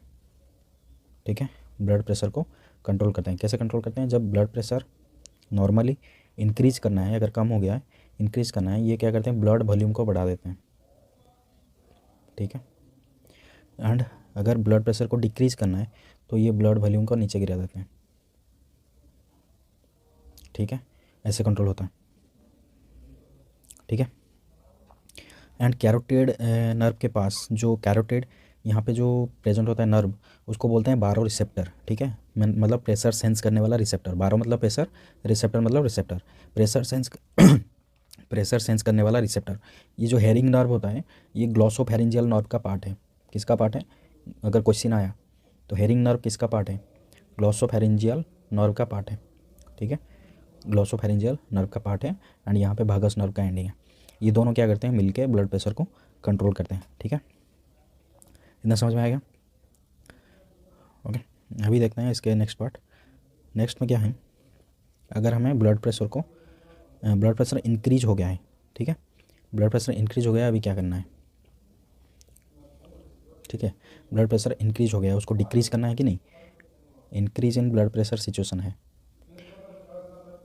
ठीक है, increase in blood pressure situation है, तो इस रिफ्लेक्स को बोलते हैं, जिस रिफ्लेक्स मतलब जिस सिग्नल से कंट्रोल होता है उसको बोलते हैं मार्ले रिफ्लेक्स, मार्ले रिफ्लेक्स। ठीक है, इसको बोलते हैं Marey reflex. It is a cardio inhibitory reflex, it is a cardio inhibitory reflex. क्यों इसको कार्डियो इनहिबिटोरी रिफ्लेक्स बोलते हैं, क्योंकि ये हार्ट रेट को कम कराता है। ब्लड प्रेशर बढ़ गया है ना, अभी हार्ट रेट को कम कराना पड़ेगा, इसलिए इसको बोलते हैं कार्डियो इनहिबिटोरी रिफ्लेक्स। ठीक है, इसमें क्या होता है, पहले तो ब्लड प्रेशर राइज हो रहा है। ठीक है, कंडीशन क्या है, ब्लड प्रेशर इंक्रीज हो रहा है। इंक्रीज हो रहा है मतलब जो आर्टरी का वॉल है, आर्टेरियल वॉल, ठीक है, आर्टेरियल वॉल वो स्ट्रेच हो जाएगा। ठीक है, स्ट्रेच हो जाएगा। ब्लड प्रेशर ज़्यादा होगा मतलब पाइप में अगर पानी ज़्यादा हो गया तो क्या होगा, प्रेशर ज़्यादा बढ़ जाएगा कि नहीं पाइप के वॉल के ऊपर, इसलिए आर्टेरियल वॉल के ऊपर वॉल क्या होगा, स्ट्रेच होगा ज़्यादा। स्ट्रेच होगा तो क्या होगा, बारो रिसेप्टर एक्टिवेट हो जाएंगे। ठीक है, बारो रिसेप्टर एक्टिवेट हो जाएंगे। बारो रिसेप्टर एक्टिवेट होने के बाद एक इम्पल्स कहाँ पे जाएगा, ब्रेन में। ब्रेन में इम्पल्स आएगा, ब्रेन में किसके पास जाएगा, भासोमोटर एरिया में जाएगा। ठीक है, ब्रेन में भासोमोटर एरिया में सिग्नल जाएगा। उसके बाद क्या होगा, उसके बाद एक सेकेंडरी सिग्नल ब्रेन से आएगा, सेकेंडरी सिग्नल ब्रेन से आएगा। ठीक है, सेकेंडरी सिग्नल ब्रेन से आएगा, एंड ये क्या करेगा, जो भासो कॉन्स्ट्रिक्टर हम यहाँ पे पढ़े ना, भासो मोटर एरिया में 3 पार्ट होता है, एक होता है भासो कॉन्स्ट्रिक्टर, एक होता है भासो डायलेटर, एक होता है सेंसोरी एरिया। भासो कॉन्स्ट्रिक्टर वाला जो पार्ट है उसको ये इनहिबिट करेगा। ठीक है, भासो कॉन्स्ट्रिक्टर वाला जो पार्ट है इनहिबिट करेगा। इससे क्या होगा, भासो डायलेशन होगा। क्या होगा, भासो डायलेशन होगा। ठीक है, इसको बोलते हैं इसका एक दूसरा नाम है जिसको बोलते हैं ब्राडीकार्डिया। अगर एग्जाम में आ जाए ब्राडीकार्डिया क्या है, वो इसको भासो डायलेशन भी बोलते हैं, ब्राडीकार्डिया को। ठीक है, भासो डायलेशन होगा, हार्ट रेट डिक्रीज हो जाएगा। ठीक है, हार्ट रेट डिक्रीज हो जाएगा, एंड पेरिफेरल रेजिस्टेंस बढ़ जाएगा, सॉरी कम हो जाएगा, पेरिफेरल रेजिस्टेंस कम हो जाएगा। ठीक है, तब क्या होगा, ब्लड प्रेशर डिक्रीज हो जाएगा। इसके बाद क्या होगा, ब्लड प्रेशर डिक्रीज हो जाएगा। ठीक है, ब्लड प्रेशर हमारा इंक्रीज हो गया था, तो ये है सोल्यूशन कैसे, जब इंक्रीज होता है उसको ब्लड प्रेशर डिक्रीज कराने के लिए ये पाथवे फॉलो होता है। ठीक है, समझ में आ गया। अगर ब्लड प्रेशर क्या हो गया, कम हो गया है, तब क्या होगा। ठीक है, ब्लड प्रेशर बढ़ा था हमें अभी देख लिया, ब्लड प्रेशर अगर कम हो गया है, डिक्रीज हो गया है, तब क्या होगा। ब्लड प्रेशर डिक्रीज हो गया तो बारो रिसेप्टर क्या हो गए, इनहिबिट हो जाएंगे, बारो रिसेप्टर इनहिबिट हो जाएंगे, इनहिबिटेड। ठीक है, उसके बाद क्या होगा, ब्रेन के लिए, ब्रेन में इम्पल्स क्या हो जाएंगे, डिक्रीज हो जाएंगे, लेस इम्पल्स ब्रेन को जाएगा, इम्पल्स डिक्रीज हो जाएंगे। किसका इम्पल्स, बारो रिसेप्टर का इम्पल्स डिक्रीज हो जाएगा। ठीक है, पारासिम्पैथेटिक एक्टिविटी अगर चल रहा है, पारासिम्पैथेटिक क्या करता था, पारासिम्पैथेटिक हार्ट रेट को डिक्रीज करा जाता था। पारासिम्पैथेटिक एक्टिविटी अगर चल रहा है उसको डिक्रीज कराना पड़ेगा। ठीक है, एंड सिंपैथेटिक एक्टिविटी को इंक्रीज कराना पड़ेगा। सिंपैथेटिक एक्टिविटी क्या कर रहा था, सिंपैथेटिक एक्टिविटी हार्ट के पंपिंग को बढ़ा रहा था। ठीक है, हार्ट को ज़्यादा ब्लड प्रेशर होने के लिए उसको पुश कराता था। ठीक है, सिंपैथेटिक सिस्टम एक्टिवेट हो जाएगा एंड पैरासिम्पैथेटिक सिस्टम बंद हो जाएगा। ठीक है, उसका इफेक्ट क्या पड़ेगा, हार्ट के ऊपर मेनली, हार्ट रेट इंक्रीज हो जाएगा, हार्ट रेट इंक्रीज हो जाएगा तो ब्लड प्रेशर बढ़ जाएगा। ठीक है, एंड वेसल्स, जो ब्लड वेसल्स हैं उनका भासो कॉन्स्ट्रिक्शन होगा, भासो कॉन्स्ट्रिक्शन होगा, कॉन्स्ट्रिक्शन होगा तो ब्लड प्रेशर बढ़ जाएगा, मतलब ब्लड वेसल का डायमीटर स्मॉल हो जाएगा, तो क्या होगा, जितना ब्लड फ्लो कर रहा है उसका प्रेशर बढ़ जाएगा कि नहीं। ठीक है, एंड एड्रेनल ग्लैंड से, एड्रेनल ग्लैंड एक्टिवेट हो जाएगा, एड्रेनल ग्लैंड एक्टिवेट हो जाएगा, एड्रेनल ग्लैंड एक्टिवेट हो जाएगा एंड एड्रेनल जो हार्मोन प्रोड्यूस करता है एड्रेनालिन, एड्रेनालिन ये क्या कराएगा, हार्ट रेट को बढ़ा देगा। ठीक है, हार्ट रेट को बढ़ा देगा। ये सब केसेस होंगे, इसका रिजल्ट क्या होगा, ब्लड प्रेशर इंक्रीज हो जाएगा। ठीक है, अभी हमने देख लिया कि ब्लड प्रेशर डिक्रीज होता है तो क्या होता है, ब्लड प्रेशर इंक्रीज होता है तो क्या क्या चीज़ें होती हैं। ठीक है, ये सब हमने देख लिया। उसके बाद देखते हैं क्या होता है, उसके बाद अभी देखते हैं कि केमो रिसेप्टर रिफ्लेक्स काम कैसे करता है। बारो रिसेप्टर हमने देख लिया, बारो रिसेप्टर कहाँ कहाँ प्रेजेंट होता है, कैसे काम करते हैं। अभी जो सेकंड पॉइंट था हमारा, केमो रिसेप्टर रिफ्लेक्स कैसे होता है। ठीक है, केमो रिसेप्टर मेनली क्या करते हैं, जब ऑक्सीजन गिर जाता है एंड CO2 बढ़ जाता है तब ये एक्टिवेट होते हैं। ठीक है, ये क्या करते हैं, ब्रेन में ब्रीथिंग सेंटर को एक्टिवेट करते हैं, ब्रीदिंग सेंटर को एक्टिवेट करते हैं।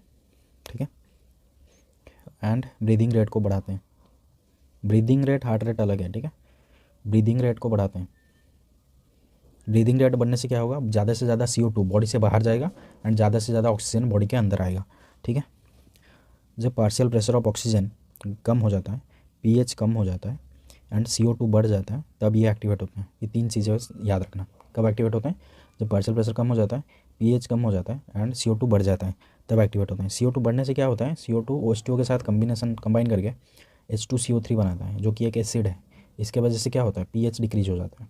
ठीक है, उसको बढ़ाने के लिए ब्रीदिंग रेट बढ़ जाता है, ताकि ज़्यादा से ज़्यादा CO2 बॉडी से बाहर जा पाए एंड ज़्यादा से ज़्यादा O2 बॉडी के अंदर आ पाए। ठीक है, तब क्या होगा, brain chemo receptor reflex activate हो जाएगा एंड कार्डियक आउटपुट को बढ़ा देगा। ठीक है,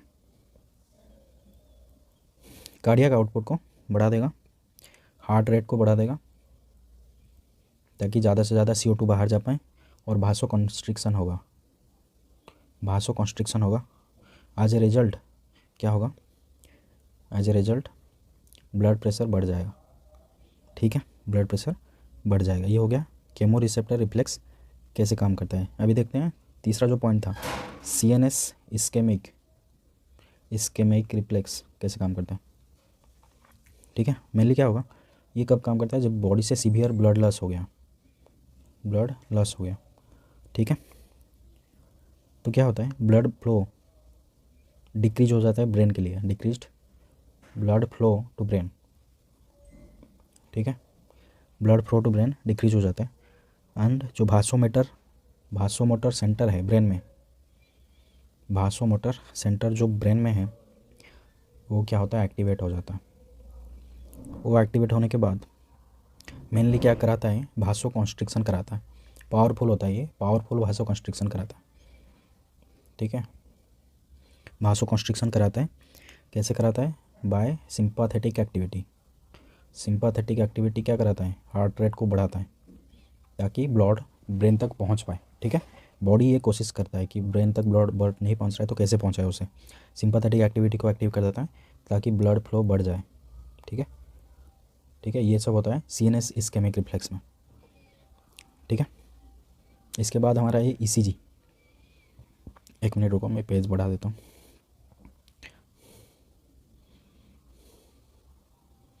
ठीक है,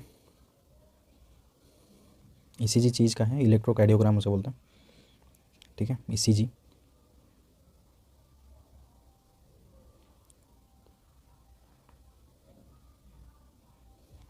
ईसीजी क्या होता है? जो sum of electrical activity, sum of electrical activity of heart,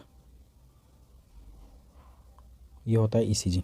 ठीक है, एंड ये कैसे होता है? डिफरेंट इलेक्ट्रोड्स लगाते हैं चेस्ट पे और उससे ये मेज़र होता है। ठीक है, डिफरेंट इलेक्ट्रोड्स चेस्ट पे लगाते हैं जिसको स्किन इलेक्ट्रोड्स बोलते हैं, स्किन इलेक्ट्रोड्स बोलते हैं, उसके मदद से इसको किया जाता है। ठीक है, यहाँ पे देखो मैंने ईसीजी का एक फिगर दिखाया है, ये वाला है ईसीजी का डायग्राम। ठीक है, ईसीजी में जो वेव होता है, एक होता है पी वेव, एक होता है क्यूआरएस वेव और एक होता है टी वेव।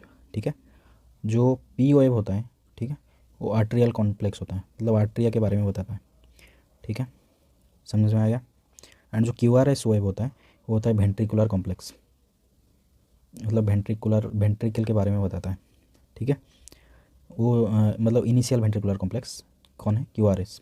जो टी है वो फाइनल वेंट्रिकुलर कॉम्प्लेक्स है, फाइनल वेंट्रिकुलर कॉम्प्लेक्स है। ठीक है, कौन? T wave. ठीक है, क्यूआरएस टी को मिला के, क्यूआरएस एंड टी को मिला के इसको बोलते हैं ventricular complex, ventricular complex. QRS को बोलते हैं इनिशियल वेंट्रिकुलर कॉम्प्लेक्स, टी को बोलते हैं फाइनल वेंट्रिकुलर कॉम्प्लेक्स, दोनों को मिला के बोलते हैं वेंट्रिकुलर कॉम्प्लेक्स। ठीक है, और पी है क्या है? आर्ट्रियल कॉम्प्लेक्स है। ठीक है, समझ में आएगा? यहाँ पे देखो एक पी आर इंटरवल करके लिखा हुआ है और एक है क्यू टी इंटरवल करके लिखा हुआ है। यहाँ पे इसे देखो, क्यू टी इंटरवल, और एक है एस टी सेगमेंट यहाँ पे लिखा हुआ है। इसका मतलब क्या है अभी समझते हैं। पी आर इंटरवल का मतलब है, ठीक है,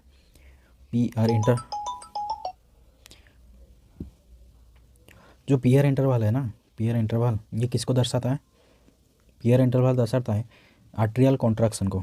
ठीक है, आर्ट्रियल कॉन्ट्रैक्शन, और इसे डीपोलराइजेशन भी बोलते हैं, डीपोलराइजेशन। दूसरा चीज़ ये किसको दर्शाता है? पहला है आर्ट्रियल कॉन्ट्रैक्शन, दूसरा चीज़ है ये दर्शाता है कंडक्शन थ्रू एभी नोड। एभी नोड मैंने दिखाया था पहले, यहाँ पे देखो, ये है एभी नोड। ठीक है, एभी नोड के थ्रू कंडक्शन को कौन दिखाता है? P R interval. ठीक है, और यहाँ पे पी आर इंटरवल हो गया।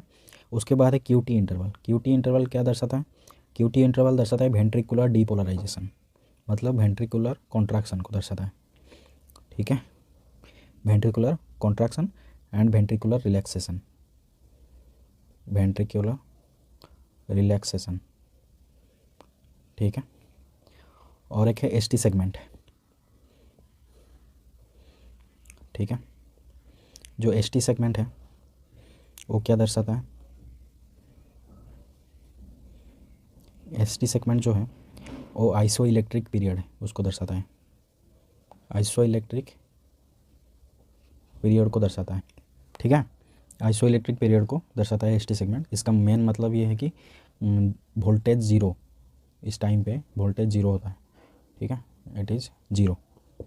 उसके बाद देखते हैं,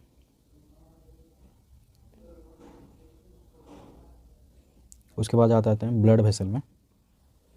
ब्लड वेसल मेनली हमने पहले पढ़ लिया था, 3 पार्ट होता है, 3 टाइप का होता है। एक होता है आर्टरी, दूसरा होता है वेन्स, एंड तीसरा क्या होता है? कैपिलरीज। ठीक है, आर्टरी एंड वेन के बारे में हम थोड़ा थोड़ा पढ़ लिया था, यहाँ पे थोड़ा थोड़ा पढ़ लेते हैं। आर्टरी मेनली क्या होता है? थिक वॉल्ड होता है, आर्टरी का वॉल थिक होता है एंड इसमें पेरिफेरल रेजिस्टेंस ज़्यादा होता है। रेजिस्टेंस ऊपर किसके ऊपर? ब्लड के ऊपर ज़्यादा होता है एंड प्रेशर ज़्यादा होता है। ठीक है, प्रेशर ज़्यादा होता है। जो वेन्स होते हैं वो मेनली थिन वॉल्ड होते हैं, ठीक है। वेन्स क्या होते हैं, थिन वॉल्ड होते हैं, यहाँ पे रेजिस्टेंस कम होता है, ठीक है, रेजिस्टेंस कम होता है एंड प्रेशर कम होता है, ठीक है। इसमें बहुत ज़्यादा कैपेसिटी होता है ब्लड स्टोर करने का, कैपेसिटी टू स्टोर ब्लड, ठीक है, ज़्यादा होता है किसके कंपैरिजन में, आर्टरी के कंपैरिजन में, ठीक है। 80% ऑफ द ब्लड बॉडी का जो प्रेजेंट है वो किस पे प्रेजेंट है, वेन। 80% ऑफ बॉडी का ब्लड वेन में प्रेजेंट होता है, ठीक है।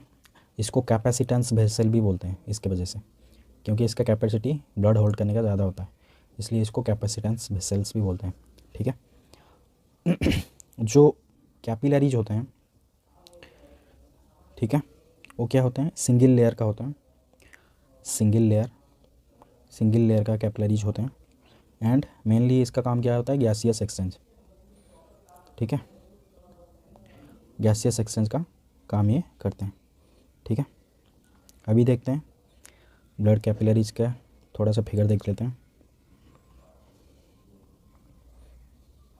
ये देखो यहाँ पे 3 टाइप ऑफ कैपिलरीज मैंने देखा है, एक है कॉन्टीन्यूस, एक है फेनेस्ट्रेटेड, एक है साइनोसॉइड, ठीक है। कॉन्टीन्यूस मतलब यहाँ पे देखो जो सेल्स हैं, एंडोथेलियल सेल्स प्रेजेंट है, ये एंडोथेलियल लेयर दिखा रहा है, ये एक एक सेल एंडोथेलियल लेयर है, एंडोथेलियल लेयर में एक एक सेल है, ये जो लाइन बना हुआ है ना एक एक सेल, इनके बीच में कोई भी गैप नहीं प्रेजेंट होता है, नो गैप, ठीक है। मतलब यहाँ पे जो लिखा हुआ है इंटर सेलुलर क्लेफ्ट, ये प्रेजेंट नहीं होता है, गैप प्रेजेंट नहीं होता है। फेनेस्ट्रेटेड में क्या होता है, ये है कंटिन्यूस। फेनेस्ट्रेटेड में क्या होता है, छोटे छोटे पोर्स प्रेजेंट रहते हैं, ये जो डॉट डॉट डॉट डॉट यहाँ पे हुआ है ना, ये छोटे छोटे पोर्स हैं, ये प्रेजेंट रहते हैं। साइनोसॉइड में क्या होता है, बड़े बड़े गैप प्रेजेंट होते हैं, इंटर सेलुलर गैप बहुत बड़ा बड़ा होता है। यहाँ पे देखो ये गैप्स हैं, ये गैप्स हैं, ये गैप है, ये गैप है, ये यहाँ पे गैप बहुत ज़्यादा प्रेजेंट होता है। जो कॉन्टीन्यूस होता है वो पूरा एक दूसरे से पूरा टाइट होकर रहता है, लग के रहता है, गैप नहीं होता है। फेनेस्ट्रेटेड में पोर्स प्रेजेंट रहते हैं, साइनोसॉइड में बहुत लार्ज गैप प्रेजेंट रहते हैं इन द कैपिलरीज, ठीक है। कॉन्टीन्यूस कैपिलरीज बारे में थोड़ा देख लेते हैं। कोई भी गैप नहीं होता प्रेजेंट, उसमें क्या होता है, जो कॉन्टीन्यूस कैपिलरीज हैं उसमें नो गैप होता है, गैप प्रेजेंट नहीं होता है, ठीक है। Between the endothelial cells, blood vessel के सेल को बोलते हैं एंडोथेलियल सेल, कोई भी गैप प्रेजेंट नहीं होता है। और क्या होता है, टाइट जंक्शन प्रेजेंट होता है, टाइट जंक्शन प्रेजेंट होता है। टाइट जंक्शन क्या कराता है, एक बैरियर जैसा बनाता है, मतलब एक सेल से दूसरे सेल के बीच में एक बैरियर जैसा बनता है, इसको बोलता है टाइट जंक्शन, ठीक है। एंड ये क्या कराता है, ये कहाँ पर प्रेजेंट होता है, मेनली इसका एग्जांपल है ब्लड ब्रेन बैरियर, ब्रेन में प्रेजेंट होता है ब्लड ब्रेन बैरियर, ताकि ब्रेन को कोई भी चीज़ें, मतलब जो अनवांटेड चीज़ें वो ना डिफ्यूज होकर ना जा पाए, ठीक है। ये ब्लड ब्रेन बैरियर में काम करते हैं ऐसे कंटिन्यूस कैपिलरीज, ठीक है, कंटिन्यूस कैपिलरीज। उसके बाद देख लेते हैं फेनेस्ट्रेटेड क्या करता है। जो फेनेस्ट्रेटेड कैपिलरीज हैं,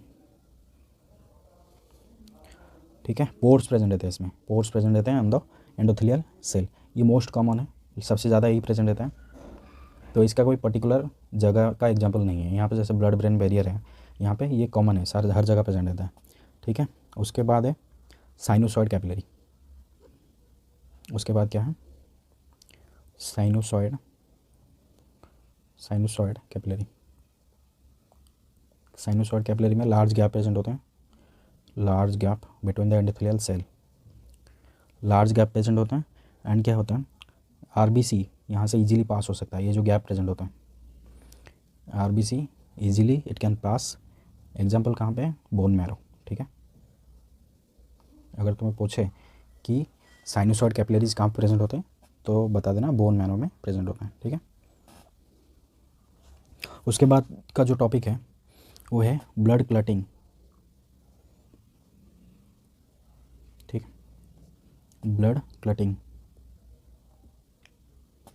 ब्लड क्लटिंग में देख लेते हैं क्या होता है मेनली। ब्लड क्लटिंग जो होता है, मतलब कोई जगह पे इंजरी हो जाता है, इंजरी जब हो जाता है वहाँ पे प्लेटलेट्स इकट्ठे हो जाते हैं, प्लेटलेट्स इकट्ठे हो जाते हैं एंड वहाँ पे एक प्रोटीन होता है जिसका नाम है थ्रोम्बिन, एक प्रोटीन होता है प्रोथ्रोम्बिन, ठीक है। वो कन्वर्ट हो जाता है किसमें, थ्रोम्बिन में, ठीक है। ये जो थ्रोम्बिन प्रोटीन है ये क्या कराता है, एक प्रोटीन है फाइब्रिन, उसको फाइब्रिनोजेन में कन्वर्ट कर देता है, फाइब्रिनोजेन। ये फाइब्रिनोजेन क्या करता है, एक नेटवर्क बनाता है, क्या बनाता है, नेटवर्क बनाता है। इसी नेटवर्क के वजह से ऐसा एक रेटिकुलर नेटवर्क बनाता है जहाँ पे इंजरी हुआ है, इसके वजह से क्या होता है, यहाँ पे ब्लड सेल टैप हो जाते हैं, ठीक है, ब्लड सेल क्या हो जाते हैं, ट्रैप्ड हो जाते हैं एंड ब्लड क्लॉट बन जाता है, क्लॉट बन जाता है, ठीक है, ब्लड ज़्यादा यूज नहीं हो पाता, मतलब बाहर नहीं जा पाता एंड क्लॉट बन जाता है, ठीक है। ब्लड क्लॉटिंग में मेनली 4 फैक्टर तुमको याद रखने हैं। फैक्टर 1 जिसे बोलते हैं वो है फाइब्रिनोजेन, फाइब्रिनोजेन, ये फैक्टर याद रखना है कौन सा फैक्टर है। फैक्टर 2 जो है उसको बोलते हैं प्रोथ्रोम्बिन, ठीक है। फैक्टर 3 जो है थ्रोम्बोप्लास्टिन, ठीक है, थ्रोम्बोप्लास्टिन। फैक्टर 4 जो है वो है कैल्शियम, ठीक है। ये 4 फैक्टर मेनली याद रखना। टोटल 13 फैक्टर्स होते हैं ब्लड क्लॉटिंग में, लेकिन ये 4 तुमको याद रखना है, ठीक है। अभी समझ में आ गया। और एक चीज़ होता है ब्लड क्लॉटिंग में, क्या होता है, जहाँ पे ब्लड इंजरी हो गया है टेम्पररी, वहाँ पे क्या होता है, एक प्लग जैसा फॉर्मेशन होता है। क्या होता है, प्लग जैसा फॉर्मेशन होता है। वहाँ पे प्लेटलेट्स जो प्रेजेंट होते हैं, जो प्लेटलेट्स, ठीक है, वो एक सब्सटेंस रिलीज करते हैं जिसका नाम है 5 हाइड्रोक्सी ट्रिप्टामिन, ठीक है, ट्रिप्टामाइन, 5 हाइड्रोक्सी ट्रिप्टामाइन। इसका दूसरा नाम है सेरेटोनिन। क्या नाम है, सेरेटोनिन इसका दूसरा नाम है। ये सेरेटोनिन क्या कराता है, भासो कॉन्स्ट्रिक्शन कराता है उस एरिया में जहाँ पे इंजरी हुआ है और ब्लड लॉस हो रहा है। भासो कॉन्स्ट्रिक्शन जैसे कराता है, ब्लड प्रेशर क्या हो जाता है, बढ़ जाता है। इसके वजह से ब्लड फ्लो अच्छे से हो पाता है एंड ब्लड फ्लो होने मतलब ब्लड जो बाहर जा रहा है उसको रोकने के लिए भासो कॉन्स्ट्रिक्शन कराता है, ठीक है। इसका दूसरा नाम है सेरोटोनिन, जो कि एक न्यूरोट्रांसमीटर भी है एंड ये इसका दूसरा नाम है 5 हाइड्रोक्सी ट्रिप्टामाइन, जो कौन रिलीज करता है, प्लेटलेट रिलीज करता है, ठीक है। ये क्लॉटिंग जगह पे होता है, प्रेजेंट होता है एंड भासो कॉन्स्ट्रिक्शन करता है ताकि ब्लड ज़्यादा लॉस ना हो उस एरिया में, ठीक है।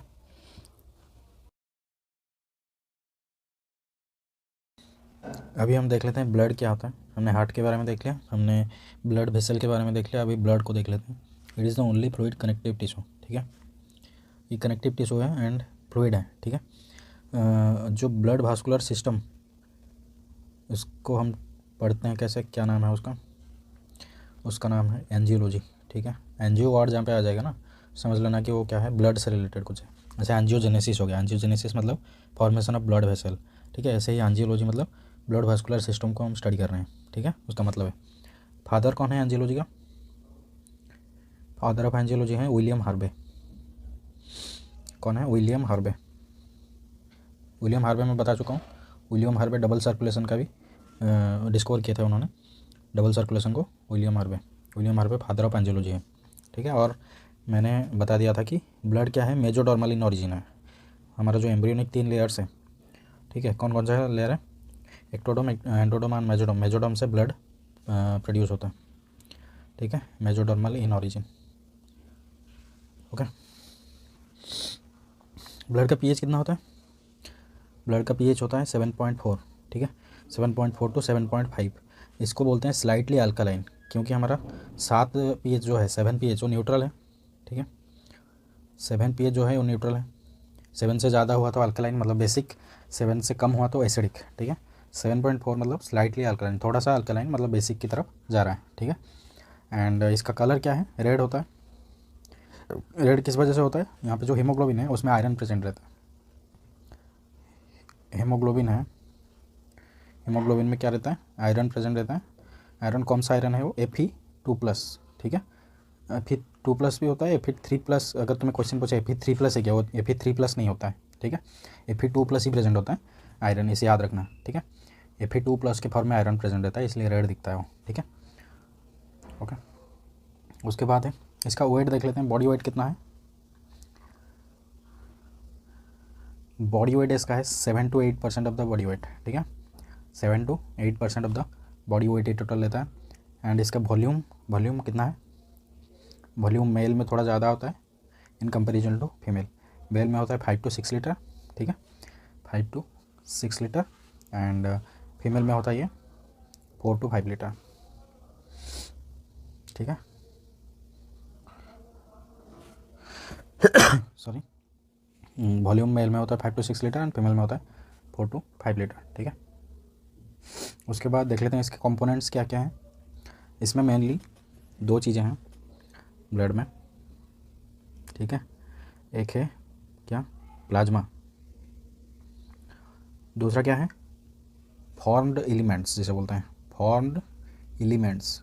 इसमें क्या क्या चीज़ें हैं, फॉर्म्ड एलिमेंट को दूसरा क्या बोलते हैं, ब्लड कर्पस्कल्स, ब्लड कर्पस्कल। ठीक है, जो आरबीसी डब्ल्यूबीसी एंड प्लेटलेट हो गया, इसको बोलते हैं ब्लड कर्पस्कल और फॉर्म्ड एलिमेंट। प्लाज्मा होता है इसमें 55%, ठीक है, 55%, एंड फॉर्म्ड एलिमेंट कितना होता है, 45%। ठीक है, समझ गए। प्लाज्मा में और क्या क्या होता है, प्लाज्मा में प्रोटीन होता है कुछ, ठीक है, एंड 92% 92% वाटर प्रेजेंट रहता है इसमें प्लाज्मा में। ठीक है, और कुछ प्रोटीन्स भी होता है। प्रोटीन का नाम देख लेते हैं। एक प्रोटीन है एल्बुमिन। ठीक है, this is the abundant protein इन क्या, इन ब्लड।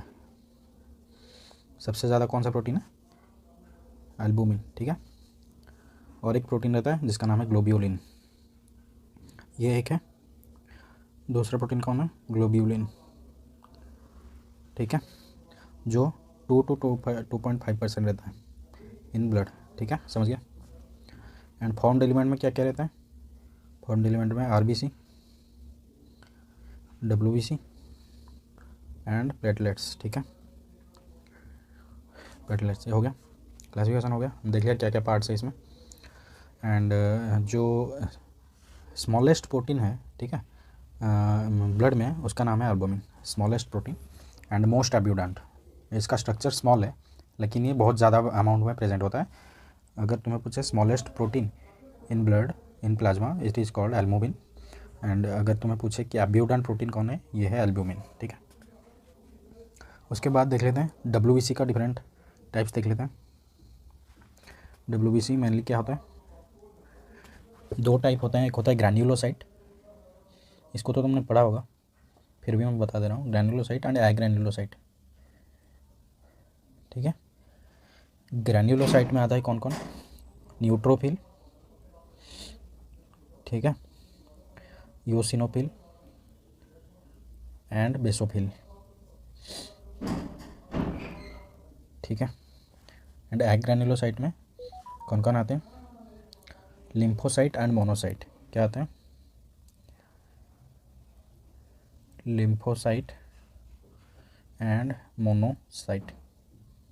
ठीक है, न्यूट्रोफिल का अमाउंट सबसे ज़्यादा रहता है 60-65%। अगर तुम्हें पूछे ब्लड में कौन सा डब्ल्यूबीसी सबसे ज़्यादा रहता है तो उसका नाम है न्यूट्रोफिल, जो है 60-65%। ठीक है, उसके बाद कौन आता है, उसके बाद आता है सबसे कम अमाउंट में कौन प्रेजेंट रहता है, वो है बेसोफिल। ठीक है, बेसोफिल सबसे कम अमाउंट में प्रेजेंट रहता है, जिसका है 0.5-1%। ठीक है, सबसे ज़्यादा कौन रहता है, 60-65% इज न्यूट्रोफिल।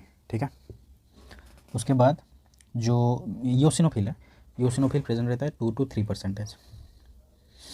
यूसिनोफिल प्रेजेंट रहता है 2-3%। लिम्फोसाइट में दो तरह का होता है, एक होता है बी सेल, दूसरा होता है टी सेल। ठीक है, बी सेल क्या करता है, एंटीबॉडी को फॉर्म करता है, एंटीबॉडी फॉर्मेशन में हेल्प करता है बी सेल। टी सेल भी क्या करता है, इम्यूनोलॉजी में उसको पढ़ेंगे, इम्यून सिस्टम में एक एक्टिव रोल प्रेजेंट करता है टी सेल। ठीक है, जो लिम्फोसाइट है उसका अमाउंट है 20-25%। ठीक है, कितना है, 20-25%। ठीक है, एंड जो मोनोसाइट है उसका अमाउंट है 6-8%। समझ में आएगा, 6-8% है मोनोसाइट। बेसोफिल सबसे कम है। अगर इसको तुमको अमाउंट के हिसाब से तुम्हें अगर सीरियल में बताने को बोले तो क्या क्या पहले आएंगे, देखो पहले 60-65% है न्यूट्रोफिल, न्यूट्रोफिल सबसे पहले आएगा। ठीक है, उसके बाद कौन है, लिम्फोसाइट्स 20-25%। उसके बाद कौन है, मोनोसाइट्स। ठीक है, उसके बाद कौन आएगा, यूसिनोफिल। ठीक है, उसके बाद कौन आएगा, उसके बाद आएगा बेसोफिल, सबसे कम। ठीक है, याद रखना, यहाँ से क्वेश्चन बनता है। ठीक है, जो जो क्वेश्चन है मैं बताते चलता हूँ, उसको नोट करते रहना। ठीक है, नोट नहीं करने की ज़रूरत है, मैं तुम्हें नोट प्रोवाइड कर दूँगा, अच्छे से देखो कि कहाँ कहाँ से क्वेश्चन आते हैं। ठीक है, ये प्रीवियस ईयर क्वेश्चन है, 2013 में पूछा था। ठीक है, आरबीसी का कलर रेड क्यों होता है मैंने बता दिया, Fe2+ प्रेजेंट होता है। एंड ग्लोबिन जो है एक प्रोटीन है, हेम क्या है, आयरन है, उसमें हेम में आयरन रहता है, मतलब Fe2+ रहता है। एंड ग्लोबिन जो होता है एक प्रोटीन है, ठीक है। और जो अडल्ट हेमोग्लोबिन रहता है, अडल्ट हेमोग्लोबिन, ठीक है, उसमें क्या रहता है, 2 अल्फा चेन रहता है और 2 बीटा चेन रहता है, ठीक है। एंड इसका कैपेसिटी है 4 ऑक्सीजन को बाइंड करना, ठीक है। हीमोग्लोबिन के बारे में डिटेल हम पढ़ेंगे लास्ट को, ठीक है। अल्फा 2 एंड बीटा 2 चेन्स होते हैं एंड 4 ऑक्सीजन बाइंडिंग कैपेसिटी होता है इसमें, ठीक है। और जो आरबीसी है उसका शेप क्या है, ये बाई कॉन्केव शेप है। कॉन्केव कॉन्वेक्स तुमने पढ़ा होगा, मतलब बीच में अगर ये पिट जैसा है, मतलब गड्ढा जैसा है, उसको बोलेंगे कॉन्वेक्स, सॉरी कॉन्केव। और कॉन्वेक्स कैसा है, ऐसा अगर है, बीच का एरिया फुला हुआ है तो उसको बोलेंगे कॉन्वेक्स, बीच का एरिया गड्ढा जैसा है उसको बोलेंगे कॉन्केव। तो आरबीसी का कैसा स्ट्रक्चर है, कॉन्केव, ठीक है, कॉन्केव स्ट्रक्चर है। और उसमें क्या क्या प्रेजेंट नहीं होता है आरबीसी में, पता है कि न्यूक्लियस प्रेजेंट नहीं होता है, पता है, माइटोकॉन्ड्रिया प्रेजेंट नहीं होता है, पता है, गोल्गी प्रेजेंट नहीं होता है, ठीक है, गोल्गी कॉम्प्लेक्स प्रेजेंट नहीं होता है। और क्या प्रेजेंट नहीं होता है, राइबोसोम प्रेजेंट नहीं होता है, ठीक है, माइटोकॉन्ड्रिया प्रेजेंट नहीं होता है, ठीक है। ये सब चीज़ें, माइटोकॉन्ड्रिया तो मैंने बता दिया, mitochondria, ribosome, nucleus, Golgi body, ये सब प्रेजेंट नहीं होते हैं। तो प्रेजेंट नहीं होते तो क्या होता है, आरबीसी में बहुत वैकेंट स्पेस रहता है। इस वैकेंट स्पेस को कौन फुलफिल करता है, हीमोग्लोबिन विथ ऑक्सीजन। इसको कैरिंग कैपेसिटी बढ़ाना बोलते हैं, कि आरबीसी का कैरिंग कैपेसिटी बढ़ जाता है due to absence of these organelles, ठीक है। कितना समझ में आ गया। उसके बाद मैंने बता दिया कि हीमोग्लोबिन में 4 चेन होते हैं और 4 ऑक्सीजन बाइंडिंग कैपेसिटी इसका होता है, ठीक है। अगर हम आरबीसी के स्ट्रक्चर को चेंज करें, ठीक है, अगर हम आरबीसी को हाइपोथर्मिक सोल्यूशन में डाल दें, सॉरी हाइपोथर्मिक बोला हूँ, हाइपरटोनिक, आरबीसी को अगर हाइपरटोनिक सोल्यूशन में डाल दें, हाइपरटोनिक में डाल दें, तो आरबीसी क्या होगा, श्रिंक हो जाएगा, ठीक है। ऑस्मोसिस पता है ना, अभी तो मैं नहीं बता सकता हूँ ऑस्मोसिस, बाद में अगर डाउट हुआ तो तुमको कमेंट में पूछना, मैं बता दूंगा, ठीक है। और एक तुम्हारा क्वेश्चन मैं दे रहा हूँ, टास्क कमेंट में बताना है कि आरबीसी में ये जो ऑर्गेनल सब नहीं होता है तो आरबीसी अपना काम कैसे चलाता है, मतलब प्रोटीन कैसे फॉर्मेशन करता है, अपना डीएनए कहाँ से लाता है, कैसे उसको प्रोटीन है उसका रिक्वायरमेंट फुलफिल होता है, ये सब मुझे कमेंट में बताना, ठीक है। ये क्वेश्चन है तुम्हारे लिए। आरबीसी क्या होता है, अगर हम हाइपोटोनिक सोल्यूशन में डाल दें वो श्रिंक हो जाएगा, ठीक है। अगर आरबीसी को हाइपोटोनिक सोल्यूशन में डाल दें, हाइपोटोनिक सोल्यूशन में डाल दें, वो क्या होगा, स्वेल हो जाएगा, ठीक है। तो क्या होगा, इस प्रोसेस को बोलते हैं पोइकिलोसाइटोसिस। क्या बोलते हैं, पोइकिलोसाइटोसिस। इसका मतलब है चेंज इन आरबीसी स्ट्रक्चर, ठीक है, चेंज इन आरबीसी स्ट्रक्चर, ठीक है। अगर हम आरबीसी का ब्लड का एक आइसोटोनिक सोल्यूशन बनाएं, आइसोटोनिक मतलब ब्लड का जितना कंसंट्रेशन है, ठीक है, और सेम कंसंट्रेशन वाला और एक फ्लूइड अगर हम बनाएं, ठीक है, अगर और एक फ्लूइड बनाएं तो हमें कितना, सपोज NaCl के साथ हम बनाते हैं, हमें कितना NaCl देना पड़ेगा, वो है 0.8 to 1% ऑफ NaCl, ठीक है। अगर हम लेते हैं वो होगा आइसोटोनिक टू ब्लड, मतलब इसका कंसंट्रेशन जितना है NaCl 0.8 to 1%, वो सेम होगा किसके साथ, ब्लड का कंसंट्रेशन के साथ, ठीक है,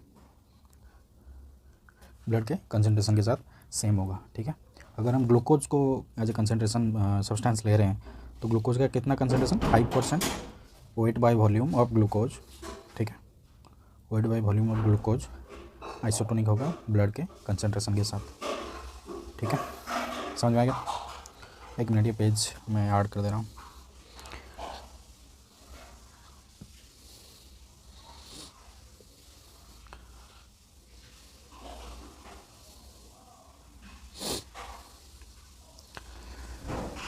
ठीक है, ये देख लिया।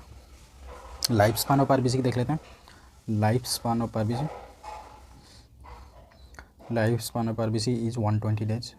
एंड आरबीसी कहाँ पे, ये तो पता होगा सबको, स्कूल में पढ़े हैं हम लोग। एंड आरबीसी कहाँ पे, वो डेड आरबीसी कहाँ पे जाता है, स्प्लीन में जाता है, इसीलिए इसको ग्रेव यार्ड ऑफ आरबीसी भी बोलते हैं। क्या बोलते हैं, ग्रेव यार्ड ऑफ आरबीसी। किसको बोलते हैं, स्प्लीन को। ये तो पता होगा सबको, ये 2 चीज़ें फिर मैं बता दे रहा हूँ। आरबीसी हमारे बॉडी में फर्स्ट कहाँ पे बनता है, ठीक है, जब हम एम्ब्रियोनिक स्टेज पे होते हैं तो पहले बनता है यॉर्क सैक पे, यॉर्क सैक पे बनता है। थोड़ा सा जब हम बड़े होते हैं, एम्ब्रियोनिक स्टेज में डेवलप होते हैं, तब कहाँ पे बनता है? लीवर पे बनता है, स्प्लीन में बनता है, थाइमस पे बनता है, एंड और कहाँ पे बनता है? प्लेसेंटा में, ठीक है। और कहाँ बनता है? ये सारी चीज़ें मतलब पहला जो एम्ब्रियोनिक स्टेज में अगर तुम्हें क्वेश्चन पूछे आरबीसी कहाँ पे बनता है, ये ऑप्शन में होगा तो इसको क्लिक करना, ठीक है। एंड थर्ड, एडल्ट में कहाँ से बनता है? एडल्ट में बोन मैरो में आरबीसी बनता है, बोन मैरो, ठीक है। स्पेसिफिकली कहाँ पे? बोन मैरो में, रीब्स में बनता है, ठीक है। वर्टिब्रल कॉलम में बनता है, और कहाँ पे बनता है? स्टेर्नम में। गूगल कर लेना अगर नहीं पता है स्टेर्नम क्या है, ठीक है। रीब तो हमारा क्या है? पंजा है, एंड वर्टिब्रल कॉलम मतलब स्पाइनल कॉर्ड का रीजन हो गया, स्पाइनल कॉर्ड के ऊपर जो पार्ट है उसको बोलते हैं वर्टिब्रल कॉलम। स्टेर्नम एक बोन है मिडिल चेस्ट में, उसको गूगल करके देख लेना, ठीक है। वहाँ से मेनली हमारा आरबीसी सप्लाई होता है, बनता है और सप्लाई होता है बॉडी में, ठीक है। एरिथ्रोपोइटिन नाम का एक हार्मोन है, एरिथ्रोपोइटिन। ये हार्मोन कौन रिलीज करता है? किडनी, ठीक है। किडनी ये हार्मोन रिलीज करता है, एंड इट फॉर्म्स, ये हार्मोन क्या करता है? आरबीसी फॉर्मेशन के लिए सिग्नल देता है, ठीक है। फॉर्म्स आरबीसी, एरिथ्रोपोइटिन याद रखना, ठीक है। जब हम जाते हैं ना माउंटेन ट्रैकिंग करने, तो माउंटेन ट्रैकिंग करने में क्या होता है? जितना ऊपर हम जाते हैं ऑक्सीजन का कंसंट्रेशन गिरता जाता है, तो क्या होता है? बॉडी में एरिथ्रोपोइटिन नाम का हार्मोन सीक्रेट होता है। एरिथ्रोपोइटिन क्या करता है? आरबीसी बहुत ज़्यादा बनाता है। क्यों बनाता है? क्योंकि हम ज़्यादा से ज़्यादा आरबीसी अगर बनाएंगे, ज़्यादा से ज़्यादा ऑक्सीजन कैप्चर हो पाएगा। इसी प्रोसेस को बोलते हैं एक्लीमेटाइजेशन, ठीक है। एरिथ्रोपोइटिन हार्मोन वहाँ पे भी काम आता है बॉडी को अडेप्ट करने में, ठीक है। अभी ये देख लेते हैं, अभी ब्लड ख़त्म हो गया हमारा सारा, लगभग सारा चीज़ें। अभी देख लेते हैं एक और चीज़ है, हेमाटोपोइसिस, मतलब ब्लड का जो सेल है, ठीक है, उसका फॉर्मेशन कैसे हुआ है, ठीक है। पहला तो क्या होता है? स्टेम सेल होता है, ठीक है। स्टेम सेल होता है। स्टेम सेल में दो लीनिएज होता है, मतलब दो टाइप के सेल बनते हैं, एक है माइलॉइड, ठीक है, दूसरा है लिम्फोइड। इसको लीनिएज बोलते हैं, एक है माइलॉइड, दूसरा है लिम्फोइड, ठीक है। माइलॉइड लिम्फोइड से, माइलॉइड लीनिएज से कौन कौन से सेल बनते हैं? अच्छे से इसको ध्यान से देखो। माइलॉइड लीनिएज से बनता है आरबीसी, ठीक है, और क्या बनता है? प्लेटलेट्स, ठीक है, और क्या बनता है? मोनोसाइट्स, ठीक है, और क्या बनता है? न्यूट्रोफिल, इयोसिनोफिल, ठीक है, और क्या बनता है? बेसोफिल, ये सब बनता है। लिम्फोइड लीनिएज से क्या बनता है? टी लिम्फोसाइट्स, ठीक है, और बी लिम्फोसाइट्स, ठीक है। इसको याद रखना कि कौन सा सेल कौन से लीनिएज से बन रहा है, ठीक है, इसको याद रखना। माइलॉइड की लिम्फोइड, लिम्फोइड से क्या कौन कौन बन रहा है, और माइलॉइड से कौन कौन बन रहा है, ठीक है। इसको बोलते हैं हेमाटोपोइसिस, इस प्रोसेस को। अभी देख लेते हैं, सिलेबस में एक चीज़ मेंशन है, ब्लड प्लाज्मा फंक्शन, ठीक है। ब्लड प्लाज्मा का फंक्शन देख लेते हैं। ये मेनली किस किस चीज़ में हेल्प करता है? ट्रांसपोर्ट में, ट्रांसपोर्ट ऑफ न्यूट्रिएंट्स, गैसेस, ठीक है, हार्मोन्स, ठीक है। और किस चीज़ में हेल्प करता है? ब्लड प्रेशर मेंटेनेंस, ठीक है, ब्लड प्रेशर मेंटेनेंस। और किस चीज़ में हेल्प करता है? पीएच बैलेंस करता है, पीएच बैलेंस करता है। ब्लड क्लॉटिंग में हेल्प करता है, ब्लड क्लॉटिंग में जो जो प्रोटीन्स चाहिए, मैंने पढ़ा चुका हूँ, जो फाइब्रिन चाहिए होता है वो किस में प्रेजेंट रहता है? प्लाज्मा में। ब्लड क्लॉटिंग फैक्टर्स, जो 4 फैक्टर मैंने बताया ना याद करने के लिए, उसे याद रखना। और इम्यूनिटी में भी हेल्प करता है, इम्यून सेल्स होते हैं। ये सब है फंक्शन ऑफ ब्लड प्लाज्मा, ठीक है। इससे देख लो, ब्लड वॉल्यूम के बारे में थोड़ा पढ़ लेते हैं। ब्लड वॉल्यूम कितना होता है? 5 लीटर होता है, 5 लीटर इन मेल, ठीक है, एंड 4 to 5 लीटर इन किसमें? फीमेल में, ठीक है। ये फीमेल में है, ये मेल में है, ठीक है। क्या क्या फैक्टर ब्लड वॉल्यूम को अफेक्ट करते हैं? Size and weight blood volume को अफेक्ट करते हैं, ठीक है। और क्या फैक्टर अफेक्ट करते हैं? प्रेगनेंसी, लेडीज़ में प्रेगनेंसी की वजह से 50% ऑफ ब्लड बढ़ जाता है, वॉल्यूम 50% ब्लड वॉल्यूम बढ़ जाता है, ठीक है। और क्या कौन सा फैक्टर अफेक्ट करता है? हाइड्रेशन। अगर हम ज़्यादा पानी पिए, ठीक है, तो इस वजह से क्या होता है, हमारा ब्लड वॉल्यूम भी अफेक्ट होता है। ज़्यादा पानी पीते हैं ब्लड वॉल्यूम बढ़ जाता है, कम पानी पीते हैं तो ब्लड वॉल्यूम कम हो जाता है। और एक है बॉडी में सोडियम कंटेंट। बॉडी में अगर सोडियम कंटेंट बढ़ता है, ब्लड क्या होता है, हाइपोटोनिक होता है और ज़्यादा वाटर ऑब्जर्व करता है, इसलिए ब्लड का वॉल्यूम बढ़ जाता है, ठीक है। सोडियम कंटेंट कम हो तो ब्लड का वॉल्यूम गिर जाता है, ठीक है। ये सारे फैक्टर ब्लड वॉल्यूम को अफेक्ट करते हैं। अभी हम ब्लड ग्रुप के बारे में थोड़ा पढ़ लेते हैं। ब्लड ग्रुप में जो ब्लड ग्रुप सिस्टम हम पढ़ने वाले हैं वो है ABO blood group system. ABO system of blood groups. इसमें 4 ब्लड ग्रुप होते हैं। 4 ब्लड ग्रुप कौन कौन से होते हैं? एक है ए, एक है बी, एक है ए बी एंड ओ, ठीक है। ए बी एंड ओ। ये ब्लड ग्रुप कैसे बनता है? जो हमारा आरबीसी होता है, आरबीसी में यहाँ पे एक बना रहा हूँ, ठीक है, कॉन्केव आरबीसी होता है। और इसमें क्या होता है, इसके मेम्ब्रेन पे कुछ एंटीजेंस प्रेजेंट होते हैं, ठीक है। ये एंटीजन की बदौलत ये ब्लड ग्रुप बनता है। कितने टाइप ऑफ एंटीजन होते हैं? ए एंटीजन होता है, बी एंटीजन होता है, ठीक है, एंड ओ में कोई भी एंटीजन प्रेजेंट नहीं होता, ठीक है। ओ में कोई भी एंटीजन प्रेजेंट नहीं होता है। ये जो एंटीजन का केमिकल नेचर क्या है? कुछ हैं ग्लाइकोलिपिड्स और कुछ है ग्लाइकोप्रोटीन्स, ठीक है। Glycolipid, glycoproteins. ग्लाइकोलिपिड में क्या क्या होता है? ग्लाइकोलिपिड में ग्लूकोज प्लस मतलब शुगर यूनिट, शुगर का कोई मॉलिक्यूल, ठीक है, एंड उसके साथ होता है लिपिड। और ग्लाइकोप्रोटीन में क्या होता है? कोई प्रोटीन मॉलिक्यूल, उसके साथ कोई शुगर का मॉलिक्यूल, ठीक है। इसको मेनली ओलिगोसैकेराइड बोलते हैं। जो शुगर का मॉलिक्यूल प्रेजेंट होता है उसको बोलते हैं ओलिगोसैकेराइड। ओलिगो मतलब a few element, a few sugar element जब मिलते हैं, ठीक है, उसको बोलते हैं ओलिगोसैकेराइड। ओलिगो मतलब स्मॉल, फ्यू कुछ ही शुगर एलिमेंट, उसके साथ जब शुगर एलिमेंट मिलते हैं कुछ, उसको बोलते हैं ओलिगोसैकेराइड, ठीक है। तो ओलिगोसैकेराइड इसका नेचर होता है, ये जो एंटीजन प्रेजेंट होते हैं आरबीसी के प्लाज्मा मेम्ब्रेन के नीचे, उसको बोलते हैं ग्लाइकोप्रोटीन और ग्लाइकोलिपिड। इतना समझ में आ गया, ठीक है। अभी देखते हैं सबसे ज़्यादा कौन सा ब्लड ग्रुप प्रेजेंट होता है? ओ, ठीक है। उसके बाद है ए, उसके बाद है बी, उसके बाद है ए बी, ठीक है। सबसे ज़्यादा जो डिस्ट्रीब्यूशन में ब्लड ग्रुप है वो है ओ, ठीक है। अभी देखते हैं ये ए बी ओ जो एंटीजन है कैसे बनता है। यहाँ पे मैं ब्लड टाइप लिख दे रहा हूँ, ठीक है। यहाँ पे लिख रहा हूँ A B, A B and O, ठीक है। एक एंटीजन होता है, यहाँ पे लिख रहा हूँ एंटीजन। एक एंटीजन होता है जिसका नाम है एच एंटीजन। क्या एंटीजन? H antigen. ये सब में प्रेजेंट होता है, ठीक है। एच एंटीजन सब में प्रेजेंट होता है। तो ए ब्लड ग्रुप में कौन सा एंटीजन प्रेजेंट होगा? एच प्लस ए, ठीक है।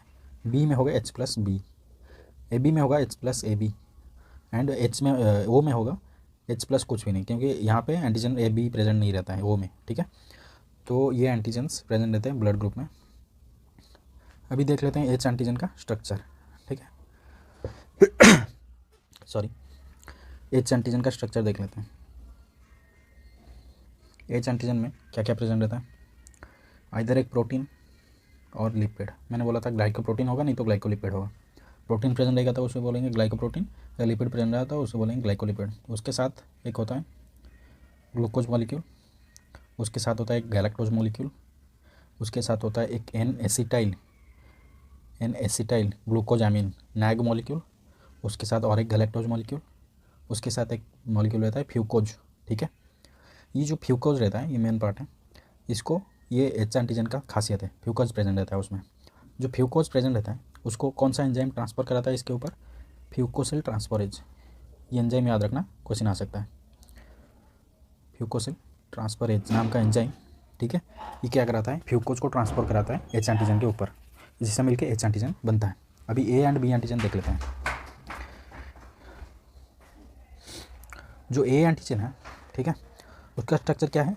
एग्जैक्टली एच एंटीजन जो है उसके साथ कौन ऐड होता है? अल्फ़ा 1,3 बॉन्ड के साथ ऐड होता है, अल्फ़ा 1,3 बॉन्ड के साथ ऐड आता है, और एक एन एसिटाइल गैलेक्टोजामिन, ठीक है। एन एसिटाइल गैलेक्टोजामिन ए एंटीजन पे ऐड रहता है, उसको कौन सा एंजाइम ऐड कराता है? एन एसिटाइल गैलेक्टोजामिन, ठीक है, ट्रांसपोरेज, इसको ये एंजाइम ऐड कराता है। अभी देख लेते हैं बी एंटीजन में क्या होता है। एच के साथ, ठीक है, एच के साथ कौन ऐड होता है? गैलेक्टोज, गैलेक्टोज ऐड होता है अल्फा 1,3 बॉन्डिंग के साथ। ये अल्फा 1,3 बीटा 1,3 बॉन्डिंग यहाँ पे मैं नहीं बता सकता, ये थोड़ा एलाबोरेट हो जाएगा, इसको तुम गूगल कर लेना, नहीं तो कमेंट में पूछना, कमेंट में मैं रिप्लाई इंस्टेंटली दे दूँगा, ठीक है। कोई भी डाउट हो तो मैं कमेंट में पूछो, मैं 5-10 मिनट में 15 मिनट में उसका रिप्लाई दे दूँगा, ठीक है। जो बी एंटीजन है उसमें एच होता है एंड गैलेक्टोज होता है, एंड इसको कौन सा एंजाइम ट्रांसफ़र कराता है? गैलेक्टोज ट्रांसफरेज, ठीक है, गैलेक्टोज ट्रांसफरेज। जो ए बी एंटीजन है उनका जीन, ए बी एंटीजन है, एंटीजन जीन, ठीक है, कहाँ पे प्रेजेंट होता है? ह्यूमन में। क्रोमोजोम नंबर, इस क्वेश्चन आ सकता है, इसको याद रखना, क्रोमोजोम नंबर 9, ठीक है, क्रोमोजोम नंबर 9 पे प्रेजेंट रहता है, और ये मल्टीपल एलील रिप्रेजेंट कराता है। मल्टीपल एलील मतलब ए के लिए एक एलील होगा आई ए, ठीक है, एंड ए के लिए और भी एक दूसरा एलील होगा आई ए एंड आई ओ, ठीक है। बी के लिए होगा आई ए आई बी और, ठीक है, और कौन सा होगा? आई बी आई ओ, और ओ के लिए कौन सा होगा? आई ओ एंड आई ओ, ठीक है। ए बी के लिए कौन सा होगा? आई ए एंड आई बी। ये एल से जीन से, ठीक है, एल से जीन के डिफरेंट फॉर्म्स हैं जो A B O and A B blood group को रिप्रेजेंट करते हैं, ठीक है। कितना समझ में आ गया? एंड जो एच एंटीजन है, ठीक है, वो कौन से नंबर क्रोमोजोम पे रहता है? क्रोमोजोम नंबर 19, ह्यूमन में क्रोमोजोम नंबर 19 पे रहता है एच एंटीजन, ठीक है। अभी एच एंटीजन के बारे में थोड़ा सा पढ़ लेते हैं। जहाँ पे एच एंटीजन नहीं होता है प्रेजेंट जिस ब्लड ग्रुप में, उसको बोलते हैं बॉम्बे ब्लड ग्रुप। क्या बोलते हैं? बॉम्बे ब्लड ग्रुप, ठीक है, Bombay blood group. H antigen जहाँ पे प्रेजेंट नहीं होता है, ठीक है। एच एंटीजन कब काम करता है? जब एच डोमिनेंट हो इसके जीन में। अगर एच ऐसा कॉम्बिनेशन है एलील का, मतलब एच डोमिनेंट है, तब ये काम करता है। और कैसे कंडीशन में? हेटेरोजाइगस कंडीशन में काम करता है, एक कैपिटल एच एंड एक स्मॉल एच, इस कंडीशन में भी ये काम करता है। लेकिन ये अगर दोनों ही रिसेसिव हो गए, ठीक है, स्मॉल एच, ये अगर जीन के कॉम्बिनेशन में आ गया तो ये बनेगा बॉम्बे ब्लड ग्रुप, ठीक है। समझ में आ गया? ये जेनेटिक्स में आप पढ़े होंगे, हेटेरोजाइगस होमोजाइगस, ये मैं मान रहा हूँ, क्योंकि यहाँ पे मैं नहीं बता सकता, वो मतलब अलग हो जाएगा टॉपिक, ठीक है। ये है डोमिनेंट फॉर्म, ये हेटेरोजाइगस डोमिनेंट फॉर्म, ये है रिसेसिव फॉर्म, ठीक है। रिसेसिव फॉर्म में क्या होता है? यहाँ पे एच एंटीजन बन नहीं पाता है, ठीक है, एच एंटीजन बन नहीं पाता है, जिसको बोलते हैं बॉम्बे ब्लड ग्रुप। ये बॉम्बे ब्लड ग्रुप पहले बॉम्बे में डिस्कवर हुआ था, इसी वजह से उसको बोलते हैं बॉम्बे ब्लड ग्रुप, ठीक है। समझ में आ गया? अभी देख लेते हैं हीमोग्लोबिन के बारे में थोड़ा सा।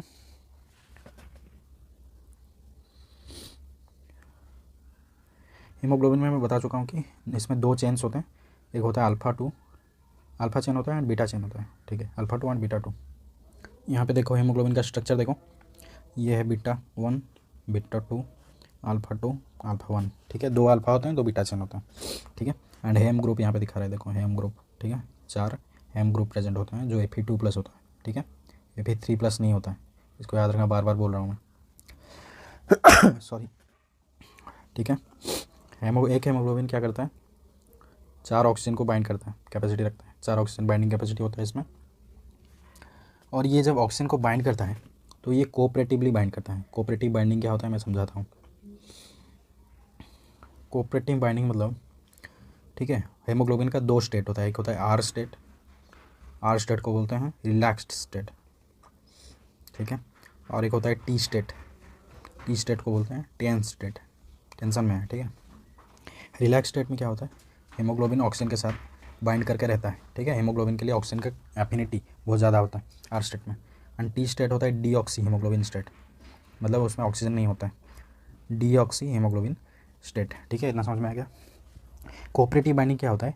मतलब देखो ये है हीमोग्लोबिन, इसके साथ एक ऑक्सीजन बाइंड हुआ, इसका जो एफिनिटी रहेगा उसके बाद एक ऑक्सीजन बाइंड होने के बाद ये एफिनिटी बढ़ जाएगा थोड़ा सा, फिर दूसरा ऑक्सीजन बाइंड होगा, दूसरा ऑक्सीजन जो बाइंड होगा उसके बाद एफिनिटी और थोड़ा बढ़ जाएगा, ठीक है, तीसरा ऑक्सीजन बाइंड हुआ, उसके बाद एफिनिटी और थोड़ा बढ़ जाएगा, ठीक है। ये जो ग्रेजुअली एफिनिटी इंक्रीज हो रहा है ऑक्सीजन के, एक ऑक्सीजन दो ऑक्सीजन बाइंड होने की वजह से, उसको बोलते हैं कोऑपरेटिव बाइंडिंग। मतलब एक ऑक्सीजन का बाइंडिंग और दूसरा ऑक्सीजन के बाइंडिंग को कोऑपरेट करता है, ठीक है। एफिनिटी बढ़ जाता है, एफिनिटी अगर 5 था 10 हो जाएगा, फिर से अगर एक ऑक्सीजन बाइंड हुआ फिर 10 था 15 हो जाएगा, ठीक है। इसी एफिनिटी बढ़ाने की प्रोसेस को बोलते हैं कोऑपरेटिव बाइंडिंग, ठीक है। समझ में आ गया। जब ऑक्सीजन बाइंड होता है, ठीक है, जब ऑक्सीजन बाइंड होता है एंड क्या होता है, ऑक्सीजन को हेमोग्लोबिन टिश्यू तक पहुंचाएगा, ऑर्गन तक पहुंचाएगा, सेल तक पहुंचाएगा। सेल में क्या होगा, ठीक है, ऑक्सीजन को छोड़ेगा, ऑक्सीजन को छोड़ेगा तो एफिनिटी डिक्रीज होना चाहिए ना। अगर एफिनिटी डिक्रीज नहीं हो रहा है ऑक्सीजन एंड हेमोग्लोबिन के बीच, ठीक है, वो क्या करेगा, छोड़ पाएगा क्या, नहीं छोड़ पाएगा ना इजीली। जब छोड़ेगा जब ऑक्सीजन को, तब क्या होगा, affinity for CO2 H+ and 2,3 bisphosphoglycerate BPG, ठीक है, 2,3 BPG, इसका एफिनिटी जब ये छोड़ेगा ऑक्सीजन को, इसका एफिनिटी बढ़ जाएगा टुवर्ड्स हीमोग्लोबिन, ठीक है, टुवर्ड्स हीमोग्लोबिन इसका एफिनिटी बढ़ जाएगा, किसका, CO2 का, H+ का एंड 2,3 BPG का, ठीक है। जब CO2 H+ एंड 2,3 BPG ये हीमोग्लोबिन के साथ बाइंड हो रहे हैं, उस स्टेट वहाँ पे क्या होगा, जो सैचुरेशन कर्व है ऑक्सीजन का, ठीक है, ऑक्सीजन सैचुरेशन कर्व है, अगर ये पहले ऐसे था, ये क्या होगा, थोड़ा सा राइट हो जाएगा, ठीक है, ये राइट साइड में थोड़ा सा आ गया ना, इस चीज़ को बोलते हैं राइट शिफ्ट, ठीक है, right shift of saturation curve, percent of saturation यहाँ पे दिखा रहा है वाई एक्सिस में। Right shift of saturation curve कब होता है, जब हीमोग्लोबिन ऑक्सीजन को छोड़ के CO2 H+ एंड 2,3 BPG को बाइंड करता है। 2,3 BPG मतलब 2,3 बिसफॉस्फोग्लिसरेट, इसका मतलब राइट शिफ्ट कब होता है, आप याद रखना है आपको, ठीक है। और एक होता है लेफ्ट शिफ्ट, कब होता है, जब CO बाइंडिंग होता है। CO क्या है, कार्बन मोनोऑक्साइड। CO का, ठीक है, कार्बन मोनोऑक्साइड का जो एफिनिटी होता है 250 टाइम्स मोर होता है देन ऑक्सीजन, ठीक है, 250 मोर देन ऑक्सीजन होता है जो एफिनिटी होता है टुवर्ड्स हीमोग्लोबिन, ठीक है। जब CO2 बाइंड होगा, ठीक है, जब CO2 बाइंड होगा किसके साथ, हेमोग्लोबिन के साथ, तब क्या होगा, ये जो सैचुरेशन कर्व है, ठीक है, ये ऐसे था ना, तो ये थोड़ा सा लेफ्ट तक आ जाएगा, ठीक है, एंड यहाँ पे लेफ्ट शिफ्ट होगा। तो तुम्हें सिर्फ याद रखना है राइट शिफ्ट कब होता है, जब CO2 H+ and 2,3 BPG bind होता है। लेफ्ट शिफ्ट कब होता है, जब कार्बन मोनोऑक्साइड का बाइंडिंग होता है किसके साथ, हेमोग्लोबिन के साथ। इतना याद रखना है, ठीक है।